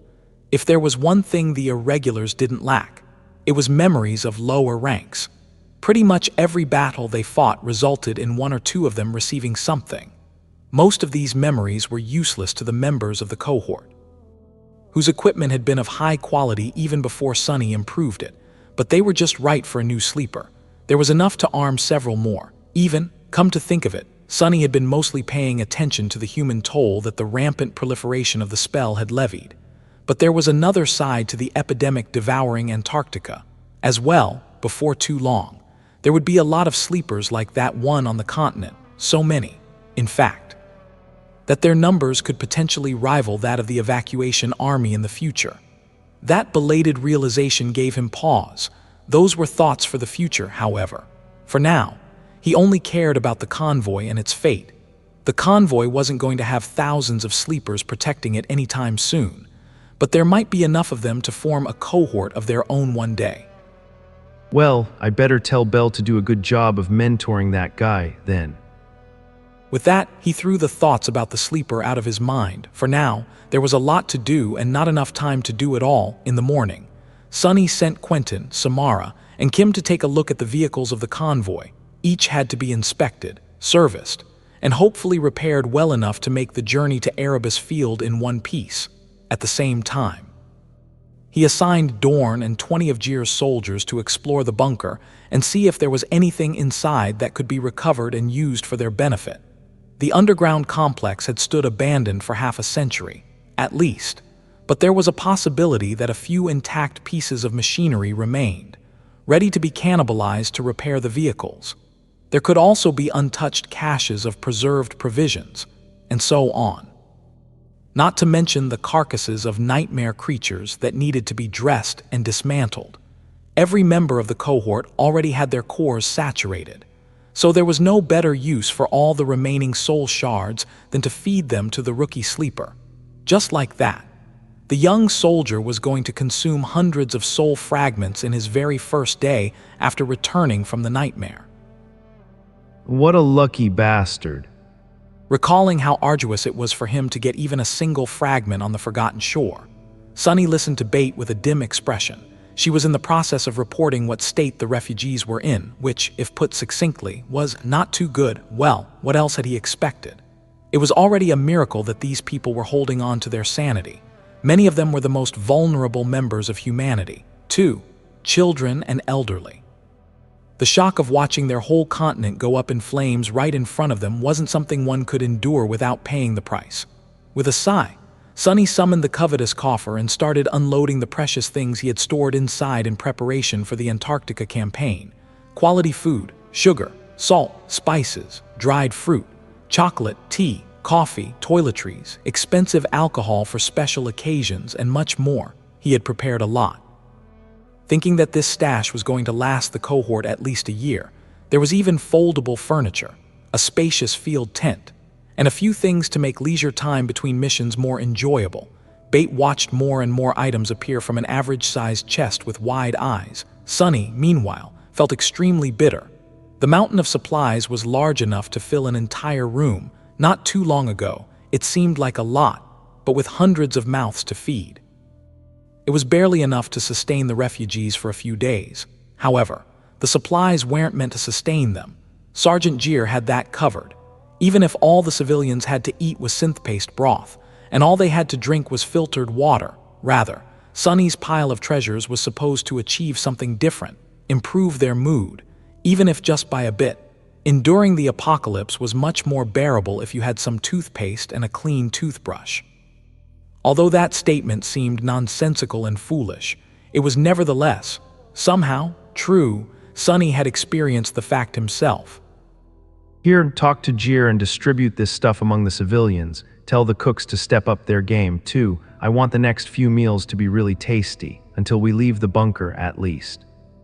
Beth, who was staring at a pack of cheap scented soap as if mesmerized by it, slowly nodded. She said, Yes, I will." Sunny sighed and clicked his fingers a few times, fruitlessly trying to get the young woman's attention. Damn, do I need to slap her too? In the end, they stayed in the derelict bunker for 3 days. The vehicles of the convoy had turned out to be in a worse state than Sunny had thought, so it took a lot of work for Kim and Samara to get them in shape with Quentin's help. The patchwork repairs they implemented weren't pretty, but at least the transports weren't going to fall apart on the road, stranding dozens of refugees and bringing the convoy to a halt in the freezing cold of the polar night. Stopping meant death. That was without even considering the swarms of nightmare creatures prowling in the dark. The world itself was more than happy to kill them. Throughout these few days, Sunny continued to monitor the surroundings and diligently update his map. The four shadows spent a lot of time either climbing mountains or hiding on their icy summits. He knew for a fact that shadows didn't experience getting cold. And yet, Sunny couldn't shake the feeling that the gazes they threw at him from time to time were less friendly than usual. Do as you are told and don't complain, bastards. He wasn't a very friendly person himself. The days spent in the bunker were strangely uneventful. There were no large hordes of nightmare creatures in close proximity to it, yet, and whatever small swarms passed by weren't strong enough to pose a serious threat. If they did attack, the abominations would have a hard time assaulting the underground complex, its defensive capabilities, which Sunny and his cohort had braved themselves while clearing out the snake monsters, were now on their side. No one would find it easy to get to the civilians, unless they were capable of burrowing through the ground, of course, like the monstrous lieutenant of the stone hive that had almost buried Sunny in solid stone. If they were, the bunker would become nothing short of a free buffet for such a nightmare creature. After thinking about that, Sunny ordered Luster to remain in the Rhino and monitor the seismic sensors like his life depended on it. But no dangerous abomination appeared. When Sunny was free, he silently patrolled the bunker, studying the refugees. These people seemed strange to him. After losing their homes, loved ones, and having the promised salvation be ripped out from their hands twice, he would have expected many to break, and some did, but very few. For most, life simply went on, especially the children. The last thing Sunny had expected to hear in the gloomy corridors of the abandoned bunker was the sound of laughter, but nevertheless, there it was. Kids were playing around, watched over by the elderly. They ran around, made friends, and invented various games to chase away the boredom. One even had the gall to slam directly into him while chasing after their playmates. The boy let out a startled yelp, then looked up with wide eyes and mumbled, "Sorry, Uncle awakened." With that, he rubbed his forehead and dashed away. Giggling, Sunny blinked a couple of times. Uncle, the nerve. Who was he calling an uncle? Kids were doing fine, but even the adults, pressed down by the burden of knowledge, showed pale smiles from time to time. They were warm, had both water and food, as well as a temporary but safe shelter. That was all it took for the human spirit to hold on, it seemed. Maybe Sunny himself had something to do with their mood. As well, the refugees decided to trust in the competence of the master who had taken charge of their survival. They surrendered their fates into his hands, and unburdened, found enough strength to believe in the future, even if only a little. Strange, so strange, I would never entrust my life to anyone. At the end of the third day, Sunny gave the command to start preparing for an immediate departure. That decision was met with a lot of turmoil, both from the civilians and the soldiers. Even his own men spoke up. Samara said, "Sir, if I may." Samara gestured to the ramshackle vehicles, slight concern apparent on her usually nonchalant face. Samara said they had done a lot, but she wasn't sure how well their repairs would hold. If he gave them 2 more days, maybe even 1, they would accomplish much more. Bate and Sergeant Jeer were similarly in favor of postponing the departure by a few days. Bate said the people were just starting to come to their senses. A few more days of rest would do wonders for both their mood and their health. They had a lot of old people here, you know. They required care. But Sunny was adamant. He simply shook his head. You don't get it. We must leave now. There's a huge horde of nightmare creatures moving in from the east, and another one coming down from the north. If we go now, we'll have a chance of slipping past them before they arrive. If not, we'll simply drown in abominations. Do you actually think that they won't find us underground, or that 7.5 Awakened can stop them? Wake the hell up and start loading people into the transports. That's an order. No one could challenge his authority, and no one had any reason to, while hard to accept. His words were true, which was to be expected. Considering that Sunny couldn't lie, he would have loved to lie and manipulate these people, but sadly, he could only manipulate them by telling the truth. Weirdly enough, he was starting to earn a reputation of a rough, but fair leader as a result. Who could be more dependable than the devil, after all? After 3 days of rest for some, and backbreaking work to prepare the convoy for the journey ahead for others, the small fleet of vehicles finally left the hangar of the old bunker. The blizzard had yet to come back, so their position was instantly revealed to everyone who would bother to look, cutting the darkness with beams of bright light and tearing the silence apart with the rumbling growls of powerful engines. The convoy moved north. Their long journey had begun. In the cold darkness, a small procession of vehicles was climbing an old and battered mountain road. The road clung precariously to the stone slope, so narrow that the wheels of the transports barely fit on its cracked surface. Looking through the windows to their right, all the refugees could see was a sheer drop. It was as though they were driving on nothing, a few centimeters away from plummeting to their deaths from time to time. A stray rock would be pushed off the road by the wheels of the slowly moving vehicles and then fall down, ricocheting off the cliffs with a sharp clang. The sound traveled far through the deep gorge, reflecting from its stone walls as it grew louder and louder. For the frightened refugees, it seemed as deafening as thunder. Their fear was only made worse by the darkness. The headlights of the transports cut wide swaths through it, but beyond that, the night was impenetrable and oppressive. The drivers were already struggling with keeping the vehicles on the narrow road, and with most of it obscured by the chilling gloom, their task seemed all but impossible. Traveling through the mountains at night was an ill-advised and perilous affair. It was a fool's errand. Who's the fool, then? Studying sensor feeds in the command suite of the Rhino, Sunny was mentally calculating the rate of their progress. No matter how he thought about it, the convoy's speed was appallingly slow. Sadly, it couldn't be helped. The powerful APC was moving at the head of the column, clearing the path for the other vehicles. Its ram was lowered and once again serving to push through the snow from time to time. The Rhino had to remove other obstacles from the road, as well, stone debris, large boulders, and massive chunks of ice that had split from the glacier at the peak of the mountain. It was doing a good job of it, for the most part. Very rarely did they stumble on something that the Rhino couldn't move through or push away. In these instances, the whole convoy had to come to a halt and wait for Sunny to remove the obstacle that the APC couldn't handle safely with his own 2 hands. The Rhino was a powerful machine, but it couldn't compare to the might of a master. There were very few things that Sunny couldn't throw off the road, and even if there were, he would simply cut through them with the sin of solace. The jade blade of the beautiful giant was sharp enough to cut through granite as if it was water. Not that he enjoyed listening to its invasive whispers. In any case, each such stop made their already slow progress even slower. The darkness, the cold, the precarious nature of the old mountain roads, the rough state of the area after the recent earthquake. None of it was making Sunny's life easy, and that was just the natural side of things. Of course, there were other threats around them as well. The whole region was teeming with nightmare creatures. For now, Sunny had managed to lead the convoy past the large swarms of abominations, but it was only a question of time before they had to fight. With how much noise they were making and how much light they were producing, it was inevitable for something hungry to notice them. Some already had, of course.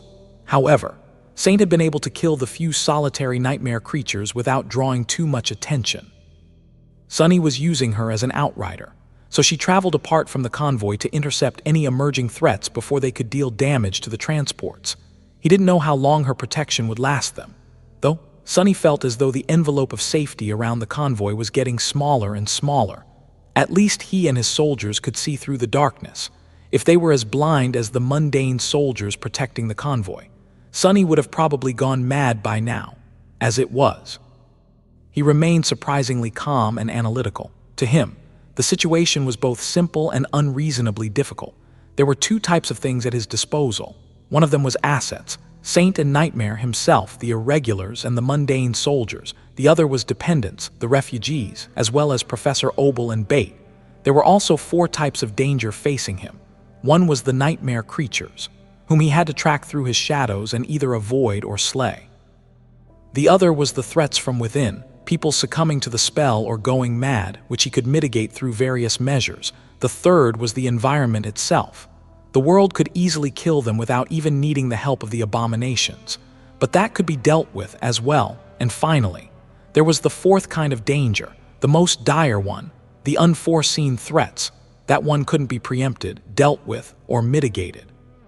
Sunny's task was simply to apply his assets in the correct way in order to protect his dependents from the danger. However, even if he made all the right decisions, nothing stopped a new gate from opening right in the middle of the convoy. So, there was that to think about as well. Great, and on top of it all, we're too slow. Not only was the convoy too slow to escape from an attack if need be, they were also desperately behind schedule. At that rate, the refugees would have to spend a night or two inside the transports instead of a comparatively safe campsite. Wells, there's nothing I can do about that for now. If he had better vehicles, if he had more awakened, if there were more tools at his disposal. Sunny sighed. There was no point in thinking about such things. At that moment, his expression slightly changed. Sunny looked to the side, as if piercing the hull of the rhino with his gaze. There, several kilometers ahead, the slopes of the gorge came together, forming a small valley with a frozen lake taking most of its surface. A swarm of nightmare creatures had just appeared from behind a tall rock protrusion and was descending toward the lake, and on the other side of the valley, still hidden from sight by the slope of the mountain, there was another swarm, this one smaller but composed of much more powerful abominations. They were heading in the same direction. What Sunny had feared came true. The convoy couldn't turn back and wouldn't be able to avoid colliding with the two swarms. A fight was inevitable. The corner of his mouth twitched, standing up from his seat. Sunny stretched his limbs and then glanced at the Irregulars with a deadpan expression. His people instantly tensed. Summon your weapons, it's time to get some fresh air. From what Sunny had seen, each of the two groups of nightmare creatures was about as strong as the swarm of eyeless abominations his cohort had eradicated at the very start of the Antarctica campaign. The first swarm consisted of about 200 creatures, most of them awakened, with several dozen fallen leading them. The second was further away and much smaller, with no more than 50 creatures comprising it. However, all of them were fallen. And there were 4 corrupted among them. Fighting each of the swarms separately would have been hard, but not impossible. But if they were allowed to join forces, Sunny didn't know what would happen then. There was a faint hope in his heart that nightmare creatures would obliterate each other, but he knew that it was too improbable. At that stage, Whatever animosity there was between these two tribes of abominations couldn't compare to their frenzied desire to devour humans. And with hundreds of defenseless civilians close by, that bloodlust was already starting to flow like fire through their veins. A battle was inevitable. The question was, how was he supposed to go about fighting that battle? The best possible solution would have been to stop the onslaught of abominations near the convoy, on the narrow mountain road. There was no space here for the enemy to exploit their overwhelming numerical advantage, so the defenders could face them a few at a time. However, nightmare creatures weren't known for their reason and strong sense of self-preservation. They would madly press on, potentially burying Sonny and his cohort in an avalanche of bodies. It wouldn't matter how many of them ended up being cut down or falling into the abyssal chasm of the mountain gorge, as long as some could sink their fangs into human flesh. Additionally, he didn't know what strange powers the abominations possessed, so he couldn't guarantee that the convoy wouldn't sustain damage. But most importantly, Sonny simply couldn't let the two swarms merge. The only chance of a swift and decisive victory he saw was to obliterate them before that happened, which meant that the Irregulars had to advance and face the enemy on the wide, open battlefield of the valley ahead. They had to either destroy one swarm before the second arrived, or somehow engage both at the same time. Otherwise, a lot of people would die. The rhino had already stopped, forcing the vehicles moving behind it to follow suit. The APC's width blocked pretty much the whole road, so they couldn't move past it even if they wanted to. Sonny and his people had to climb to the roof through one of the upper hatches, and then jump down. He spat a sharp curse under his breath. Before too long, Jir's distorted voice came through the speakers of a portable radio. Jir asked, "Captain Sunless, is there another obstacle?" Sonny lingered for a few moments, then responded in a measured tone. Negative, there's trouble ahead. Deploy your soldiers and prepare to defend the convoy. My cohort will advance to engage the enemy, but if something gets past us, it'll be up to you and your men to stop it. Sadly, Jir couldn't do much. There was the lone sleeper, and a small amount of charged ammunition that Samara had supplied to the soldiers before leaving the bunker. The charge wasn't supposed to dissipate completely yet, so they had a few hours left to make use of the few enchanted bullets. However, that was pretty much it. Without even the powered exoskeleton armor suits, mundane soldiers were no match for nightmare creatures above the dormant rank. Jir's answer came after a few seconds of silence. Jir said, "Understood." Looking ahead, Sonny feverishly went through numerous scenarios, calculating risks and trying to come up with a way out of the dire situation. One that wouldn't spell disaster for the convoy. No matter how he looked at it, something had to be sacrificed to balance the scale in their favor. He muttered to himself about what to do. What to do? His mind was running on all cylinders, but failing to come up with a decision. Soon, he gritted his teeth and commanded the Irregulars to advance. They dashed forward, braving the snow in cold silence.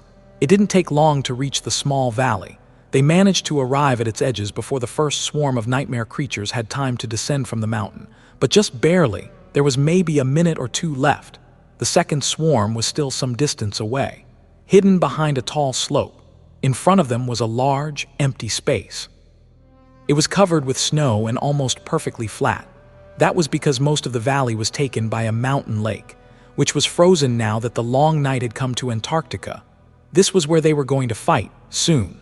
The pristine surface of the snow would be painted by blood, hopefully, of nightmare creatures, but maybe that of humans, too.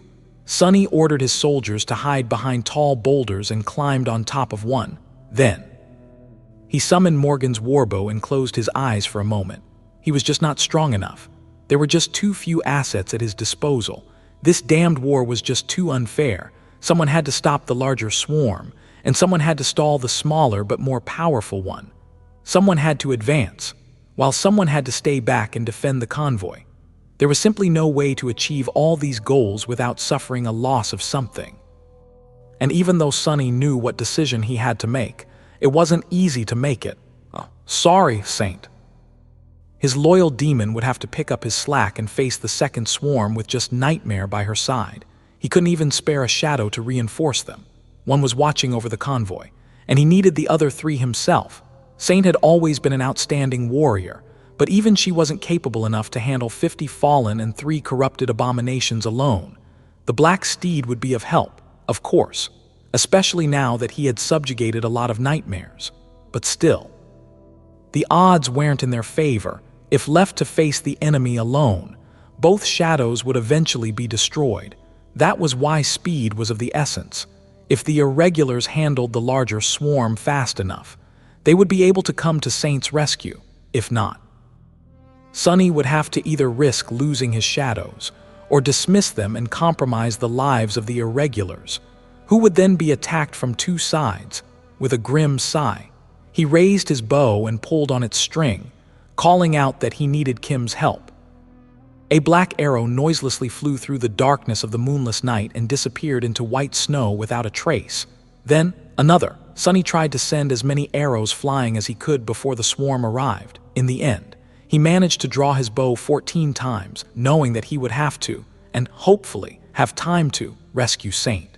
He had chosen to wear the mantle of the underworld into the upcoming battle. The dying wish was already fused with it.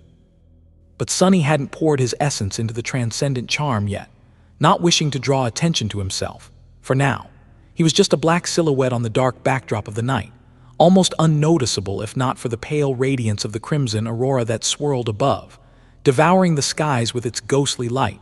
Soon, the swarm descended into the valley. The nightmare creatures were bestial in appearance, with dirty fur and thin frames that brimmed with feverish power. Their snouts were long and narrow, revealing hungry maws with black tongues and countless fangs, all sharp enough to cut through metal. The fallen abominations were especially ferocious. Their lean bodies were twice the size of Nightmare and had bloody bone protrusions rising from the patchy fur, like morbid armor. Their tails resembled slithering snakes, and their long black tongues were dripping with venomous saliva. Sunny hadn't encountered this type of abomination before. 2 months into the Antarctica campaign, the First Army had learned a few things about the chain of nightmares. Despite all the precautions, many awakened had been pulled into the dream realm by the call. Most of them never returned, but 2 or 3 managed to locate the seed and survive its trial, thus becoming masters. They had all brought the same story back. There was a previously unknown region of the dream realm where countless nightmare seeds seemed to be blooming, sending myriads of nightmare creatures into a frenzy. It was a vast desert covered by eerie ruins, with a giant black pyramid sometimes appearing on the horizon like a terrible mirage, considering that most of the gates originated from the same cursed land. It was no surprise that the nightmare creatures arriving into the waking world through them were also often similar. The first evacuation army had battled the same tribes of abominations many times. The eyeless, for example, were a common sight throughout Antarctica, so humans had developed methods of dealing with them. But these black tongues were new. Sunny had never seen or heard about them before. Lowering Morgan's warbow, Sunny crouched and disappeared into the embrace of the shadows, surrounded by them. He was all but invisible, which was good, because he didn't want the abominations to notice him yet. He breathed a quiet command for the bastards to come down. Following his command, the members of the cohort were also hiding, even if it meant giving up the opportunity to bombard the nightmare creatures with ranged attacks during the approach. Sunny had ordered them to wait for his signal. Seconds passed torturously slowly. The wind howled through the mountains, bringing with it the fetid smell of blood and rot. Cursing silently, he gritted his teeth. Somewhere not too far away, Saint and Nightmare must have already engaged the second swarm. Sunny had expected to hear a litany of furious howls, but to his surprise and unease, all he could hear was the wind. 3 of his shadows were with him, wrapped around the bow, while the 4th one was with the convoy, so Sunny couldn't even see what was happening behind the mountain slope. The lack of information was driving him insane, and his muscles ached, begging him to explode into action. But, following the plan, he forced himself to remain motionless. Sunny needed the whole swarm of black tongues to descend into the valley before he launched his attack. Hurry, you damned wretches. There's no way you haven't seen, heard, or smelled the convoy. Aren't you hungry for some delicious human flesh? After a minute or so, the last of the abominations finally reached the flat surface of the valley. The mass of bestial bodies flowed south, aiming to cross the frozen lake. They were clearly moving with purpose, aware that there was prey nearby. Nearer than you think. Sunny waited until the swarm reached the middle of the lake, and then finally started to act, concentrating. He poured his essence into Morgan's warbow, however. He didn't draw the string again. Instead, he activated the Burden of Peace enchantment, causing the 14 arrows he had sent flying earlier to suddenly become unbearably heavy. Maintaining and controlling so many arrows at the same time wasn't an easy task. Even for him, Sunny had to test the limits of his essence control and concentration to achieve what he wanted. It felt like he would cough blood and faint soon. But in the end, Sunny had passed that test. Each of the arrows had sunk into a weak spot of the ice sheet covering the lake, which he had found with Kim's help, now that all 14 of them were suddenly bearing down on the ice with crushing weight. The ice started to crack, slow at first, and then faster and faster. A net of cracks spread under the snow, as if a massive pane of glass was breaking. An indescribably beautiful sound of shattering ice drowned the howls of the wind for a few moments, and the nightmare creatures tensed, but it was too late before they could do anything. The surface of the lake beneath their feet broke, sending hundreds of abominations into freezing cold water, instantly. The vast space of pristine snow was no more, replaced instead with a scene of utter havoc. Massive pieces of ice were collapsing and overturning as countless nightmare creatures fell into the utterly black, unbearably cold water below. They struggled to climb back onto something solid, but there was nothing to support their weight anymore. The whole swarm was being swallowed by the lake. Of course, cold water wasn't going to kill a nightmare creature. They weren't going to drown, either. If need be, the abominations would swim to shore or simply walk on the bottom of the lake until they reached the surface again, breaking through the ice on the other side. For monsters like these, being thrown into a freezing lake was a small hindrance. At most, letting out a low growl, Sunny rose to his feet and drew Morgan's warbow once again. This time, a different kind of arrow appeared on its string. A strange arrow that looked like a caged bolt of lightning, wrapping 3 shadows around the strike of thunder. Sunny didn't bother to aim and simply let go of the string, sending the ascended arrow into the middle of the lake. The moment the furious bolt of lightning touched the surface of the water, there was a blinding flash, and Sunny was momentarily blinded before he regained his sight. The voice of the spell spoke into his ear like a choir. Oh, you have slain a. Oh, you have slain a. Oh, you have slain a. Oh, you have received a memory. Oh, you have received a memory. Oh, you have slain a. Oh, you have slain a. The spell kept whispering, the rich tapestry of its voice creating a strange harmony with itself. The result was almost distracting. Sunny instantly lost count of how many creatures he had killed with that single arrow, but it seemed to be close to 100 at least. The swarm was nothing short of decimated. Half of the black tongues were dead, and the remaining half were fried and damaged to different degrees. The water of the mountain lake, which had been freezing cold just a few seconds ago, seemed to be boiling. He had also been lucky enough to receive a bunch of memories. Even if most of them came from awakened abominations, Saint was definitely going to eat well tonight. If she survived, that's. Before Sunny could come back to his senses, the familiar electric whine reached his ears. Samara was already aiming her heavy rifle. Its muzzle flashed, and in the next moment, the head of a wounded fallen abomination that was trying to climb onto a large piece of ice exploded into bloody chunks. A split second later, Kim's carbine was firing, too. Right. Any other master could have probably spared a few moments to appreciate the unbelievable feat of slaying 100 powerful nightmare creatures in less than a second. But Sunny didn't have such luck. He was still racing against time, and there was still an entirely different swarm of abominations for him to fight. The pristine white expanse of the mountain valley was gone. Instead, all he could see was black water with charred corpses floating in it, and scores of viciously burned nightmare creatures feverishly trying to get to the shore, abandoning their attempts to climb onto the ice. They were diving down into the lake instead, to travel across its bottom, since electricity only spread over the surface of water. Summoning the strike of thunder for the second time wasn't going to do him any good. Glancing at the grim scene, Sunny turned his head and spoke. Dorn, I'll leave you in charge. The bastards sustained a lot of damage and will be vulnerable while trying to break through the ice. Have Samara take out the strongest ones and finish off the rest as they come up with Bell and Luster.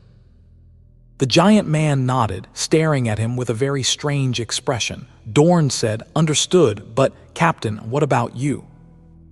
Sunny was already jumping off the boulder. I'll go deal with the second swarm. Dorn blinked. Dorn said, "There's a second swarm." Sunny didn't hear it, though. Turning into a swift shadow, he flew through the darkness as fast as he could, rushing to the spot where he had sent Saint to. Hold just a little bit more, Saint, I'm coming. Soon, he crested the sheer wall of the mountain slope and froze for a moment, looking down. Far below, in a narrow ravine, a furious fight was taking place. The nightmare creatures resembled grotesquely tall humans with inky black skin, sunken eyes, and motionless faces. They were wearing strange armors forged out of dark metal and wielded no weapons. However, Sunny had a strong feeling that being touched by their empty hands would be the end of him. Their mouths were also sewn shut. Saint was the silent type, and these wretches were the same. Sunny murmured that it was no wonder there had been no howls. She was currently facing 3 of the 4 corrupted abominations alone. Corpses littered the ground, and the sin of Solace danced, deflecting one blow after another. The taciturn demon had abandoned her usual grounded style, and was fighting with composed but desperate urgency, looking at it. Sunny couldn't help but be reminded of the first time he met the living statue. Back on a barren plaza of the Dark City, back then, the original Stone Saint had slain several creatures of a higher rank at the cost of her life. The 4th corrupted was wandering aimlessly, straining to rip the black threads piercing its lips open. Inky blood was smeared all over its eerily still face. The creature's mind seemed to be gone, shattered by the cursed blade. However, Saint was also wounded. Ruby dust flowing through the cracks of her onyx armor. She was slowly losing strength. Some distance away, Nightmare was holding back dozens of fallen abominations. The black steed rampaged in their midst, using its iron hooves, bestial strength, and wolfish fangs to tear them apart. His body was wreathed in shadows, with 2 crimson flames glowing furiously through the haze of darkness. The black steed looked like an incarnation of terror and dread, but he wasn't doing well, either. For now, Nightmare was able to stay ahead of the enemy due to his overwhelming speed. But he couldn't allow the abominations to swarm Saint from the back. Every time they tried, the Dark Courser had no choice but to give up his advantage and put himself between the Voiceless and his rider. His sides were torn, and there were strange marks lingering on his sable coat, glowing with ghostly blue light. Around these marks, Nightmare's flesh seemed to be rotting. The 2 shadows were no match for the swarm of terrible abominations, which seemed to have come from a Category 3 gate. They could escape from the voiceless wraiths, but they couldn't defeat them, only be defeated. Saint and Nightmare only lasted this long because of the perfect combination of their innate abilities and the memories Sunny had entrusted to his shadows. Saint was using the Broken Oath, which continuously weakened and damaged the corrupted. She also wielded the Sin of Solace, which was a transcendent weapon that possessed an insidious power. That power came at the cost of dealing mental damage to its wielder, which Saint was immune to. A combination of soul damage and mind damage was truly a formidable one, especially when paired with her sublime mastery of the sword. Additionally, the Sin of Solace possessed the omen of dread enchantment, which caused terror to poison the minds of its enemies. That enchantment augmented the potency of the mantle of fear and dreadlord that Nightmare possessed, making the black steed more powerful the more he was feared. In the past, that seamless synergy had never failed, but today it wasn't enough. Well, that was before Sunny himself was added into the equation. Dashing toward the ravine, he sent his senses forward. The voiceless abominations were strong enough to bully his shadows. But how long would they last now that the master of the shadows had arrived? Experienced warriors all knew that performing a jump in combat had no benefit, and instead left one open to a potentially lethal attack. Worst of all, the jumper had nothing to use as support. so dodging or changing direction to avoid the strike was all but impossible. It even prevented one from performing a truly powerful attack, since power was born from the ground beneath the soles of one's feet and traveled all the way up through their body, to the tip of their blade.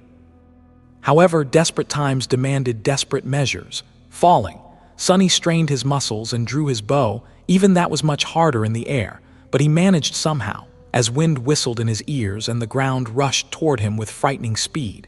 He opened the floodgates of essence and activated 2 enchantments. One was Death Dealer of Morgan's warbow. The other was Feather of Truth of the mantle of the underworld, below. Saint was desperately fighting 3 corrupted abominations. Her armor was covered by a net of cracks, and fine ruby dust was flowing through several of the breaches. The enemy was on the verge of overwhelming the stalwart knight. But then, an arrow that seemed to be forged out of pale gold flashed through the air and struck one of the tall nightmare creatures in the shoulder. The force carried by it was so great that his dark armor exploded into shards, and the arrow's sharp broadhead sunk into the flesh beneath. No more than that. The abomination's whole arm was cleanly severed, taking a big chunk of the shoulder with it. Dark blood splattered on the snow as the corrupted was thrown off balance, staggering back. The sight of it was both gruesome and spectacularly morbid. And a moment later, Sonny landed on another voiceless like a cannonball. There was no sophistication in this attack. He had simply turned himself into a living, breathing torpedo, making the mantle of the underworld weigh several tons with the help of the Feather of Truth and enlisting the help of gravity. He fell from high above and crashed right on top of a corrupted demon assaulting Saint. The result was earth-shattering. The towering abomination wasn't exactly flattened, but it did topple like a house of cards, its armor bending and breaking. Both of them hit the ground with a deafening bang. Sonny on top. Something snapped with a nauseating crunch. The stones beneath them violently cracked, and a cloud of snow was thrown into the air by the shockwave. Sonny was tossed aside and bounced off the ground before coming to a halt, if not for the bone weave. His neck would have been twisted at an unnatural angle. But he was seemingly alive, and even in one piece. Ouch. That was all he needed to hear to regain his bearings and shrug off the disorientation. The world had stopped spinning, everything hurt, but what else was new? The cruel sight was already weaving itself from a tenebrous mist, a second or two away from manifesting into reality. Sadly, he didn't have those seconds. A black hand was already stretching toward him, its grasp promising nothing but suffering and death. Ghostly blue light was swirling beneath the inky skin, instead of Sonny's throat. The hand was met by the blade of the moonlight shard. The long stiletto pierced the palm of the abomination and then twisted, tearing it open. The ghostly light flowed out of the wound, clinging to the transparent blade, but failed to do any damage to it. The cadence of the battle had drastically changed. Before, Saint was fighting alone against 3 corrupted abominations. Now, only 2 of them remained, and one was missing an arm, bleeding profusely from the terrible wound. She was also not alone anymore. Sonny was by her side, and the 2 of them. Sonny pitied the fools who would choose to oppose them. The corrupted were strong and menacing, but they lacked the skill and tenacity of the Master and his shadow. They also lacked a crucial quality, the ability to fight as one, seamlessly cooperating to achieve the result that was larger and more lethal than the sum of its parts. Sonny and Saint, though they had that quality in spades, they knew each other so well that there was no need for trivial things like words between them. Sonny didn't even have to use shadow dance to understand his loyal demon's combat will perfectly. She was his shadow, after all, and also one of the masters from whom he had learned the most, fighting back to back with Saint. He had missed that feeling. She had been forced to act independently by the circumstances as of late, so they rarely received opportunities to enter battle together. You've slain a corrupted demon, voiceless prelate. Your shadow grows stronger. You've received a memory. That was all he needed to hear to regain his bearings and shrug off the disorientation. The world had stopped spinning, everything hurt, but what else was new? The cruel sight was already weaving itself from a tenebrous mist, a second or 2 away from manifesting into reality. Sadly, he didn't have those seconds. A black hand was already stretching toward him, its grasp promising nothing but suffering and death. Ghostly blue light was swirling beneath the inky skin, instead of Sunny's throat. The hand was met by the blade of the moonlight shard. The long stiletto pierced the palm of the abomination and then twisted, tearing it open. The ghostly light flowed out of the wound, clinging to the transparent blade, but failed to do any damage to it. The cadence of the battle had drastically changed. Before, Saint was fighting alone against 3 corrupted abominations. Now, only 2 of them remained, and one was missing an arm, bleeding profusely from the terrible wound. She was also not alone anymore. Sunny was by her side, and the 2 of them. Sunny pitied the fools who would choose to oppose them. The corrupted were strong and menacing, but they lacked the skill and tenacity of the Master and his shadow. They also lacked a crucial quality, the ability to fight as one, seamlessly cooperating to achieve the result that was larger and more lethal than the sum of its parts. Sunny and Saint, though they had that quality in spades, they knew each other so well that there was no need for trivial things like words between them. Sunny didn't even have to use shadow dance to understand his loyal demon's combat will perfectly. She was his shadow, after all, and also one of the masters from whom he had learned the most, fighting back to back with Saint. He had missed that feeling. She had been forced to act independently by the circumstances as of late, so they rarely received opportunities to enter battle together. Let's kill these wretches fast and go help Nightmare. Brandishing the cruel sight and the sin of solace, the 2 of them faced the towering corrupted. They wasted no time to attack.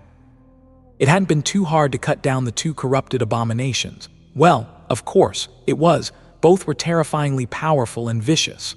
A single creature like that could have decimated a whole brigade of mundane soldiers and erased an entire human citadel from the map.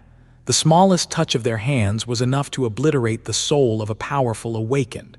But Sunny and Saint were stronger, not in the literal sense. Since both were lacking in terms of physical strength when compared to the voiceless, however, their skill, synergy, and murderous resolve were unrivaled, luring the abominations into a trap after trap and helping each other avoid the retaliatory strikes. They swiftly cut the looming creatures down. The fact that one of the creatures was missing an arm and losing rivers of blood helped. 2.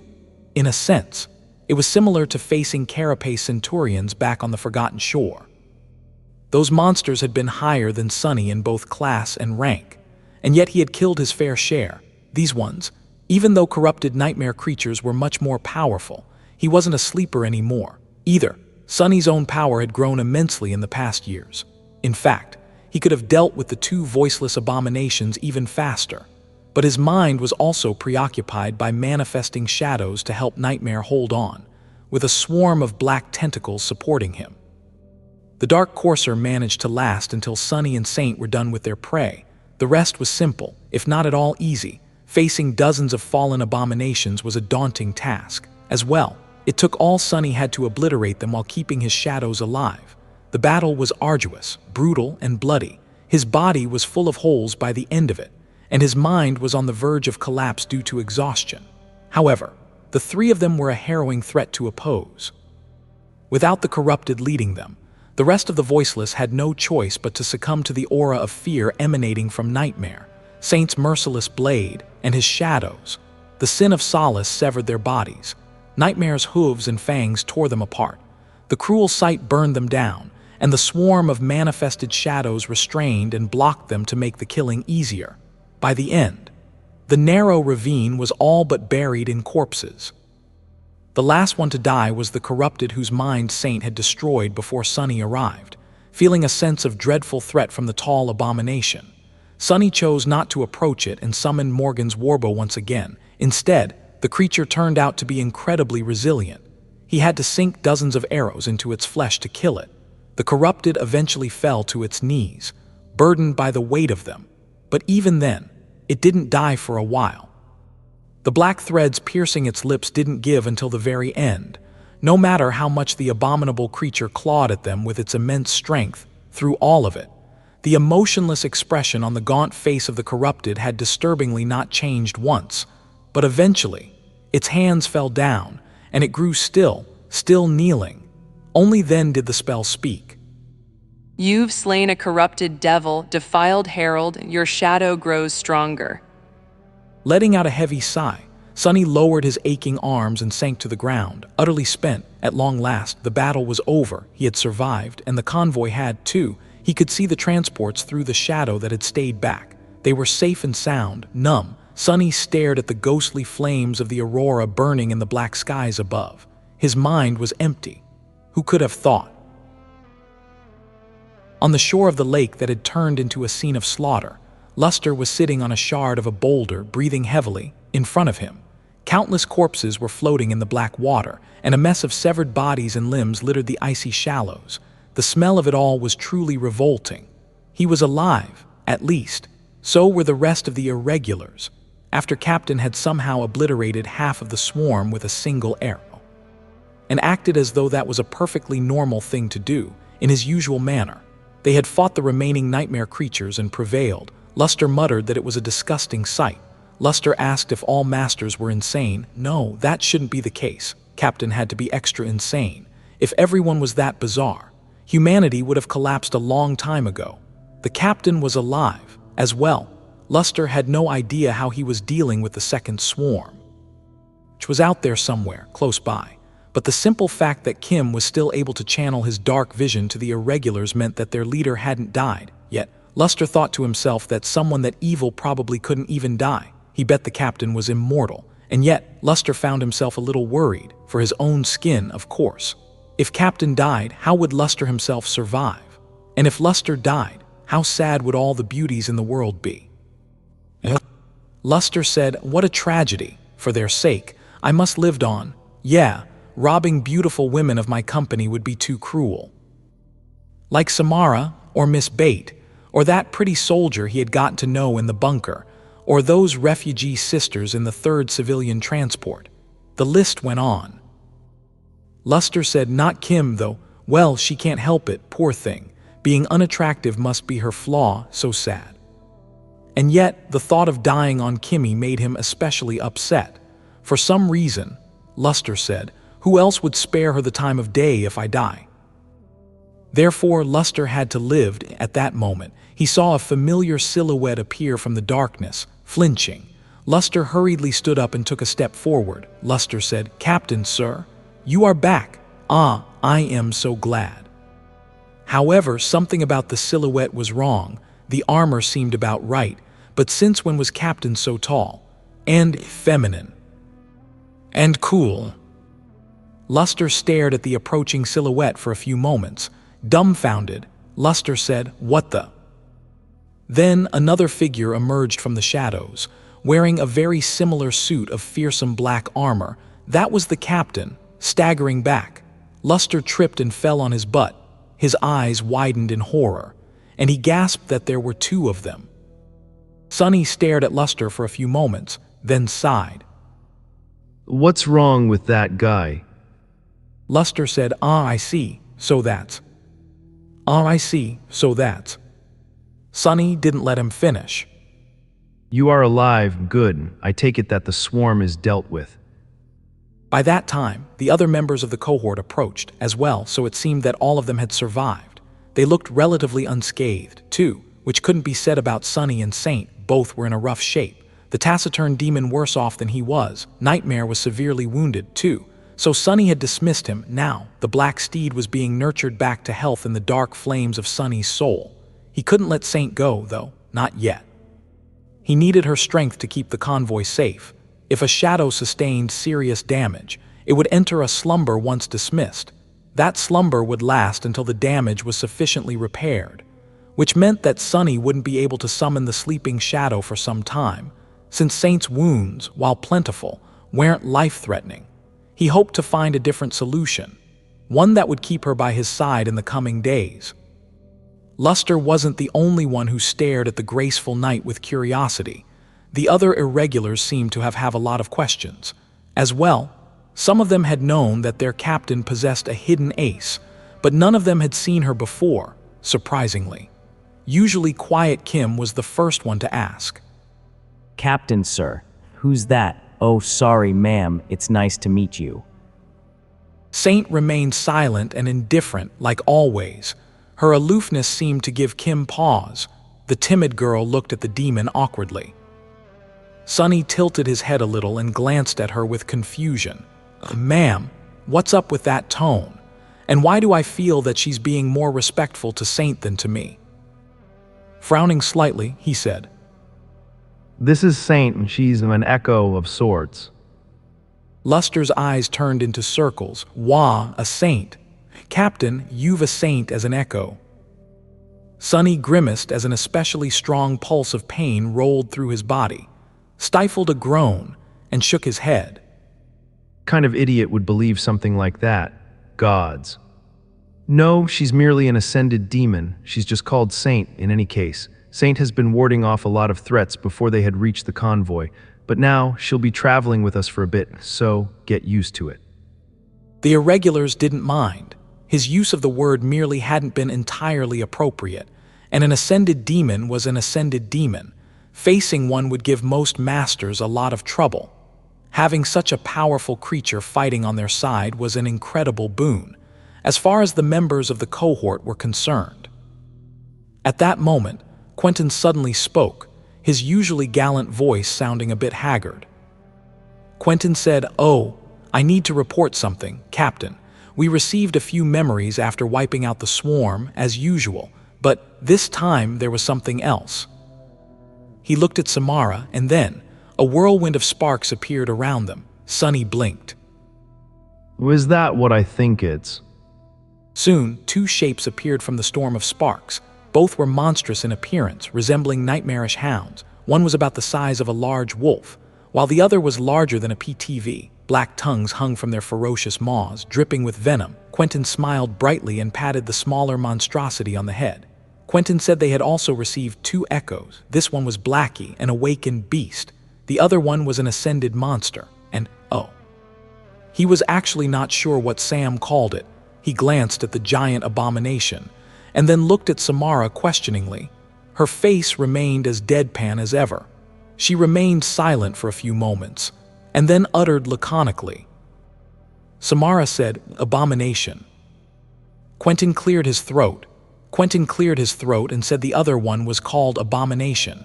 They were bound to get an echo sooner or later, of course. But two at the same time, wasn't this great news, Captain? Sunny tried very hard to appear calm. His expression was perfectly composed. Are you goddamn kidding me? What the hell? How could they get two whole echoes while he hadn't received even one after Nightmare, despite slaughtering literal thousands of enemies? What rotten luck was that?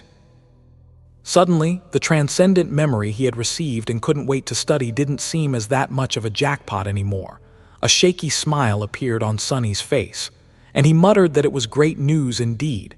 He glanced at the two monstrous hounds, one small, the other one large, and swallowed his bitter envy. Then, Sunny turned to Quentin and said, In any case, I want you to see if you can use your ability to heal. Repair, treat Saint. I don't know if it'll work, but do your best. We'll need her strength soon. Sunny had a good reason to believe that Quentin's healing aspect would be effective in helping Saint, at least to some degree. The graceful knight was a strange creature.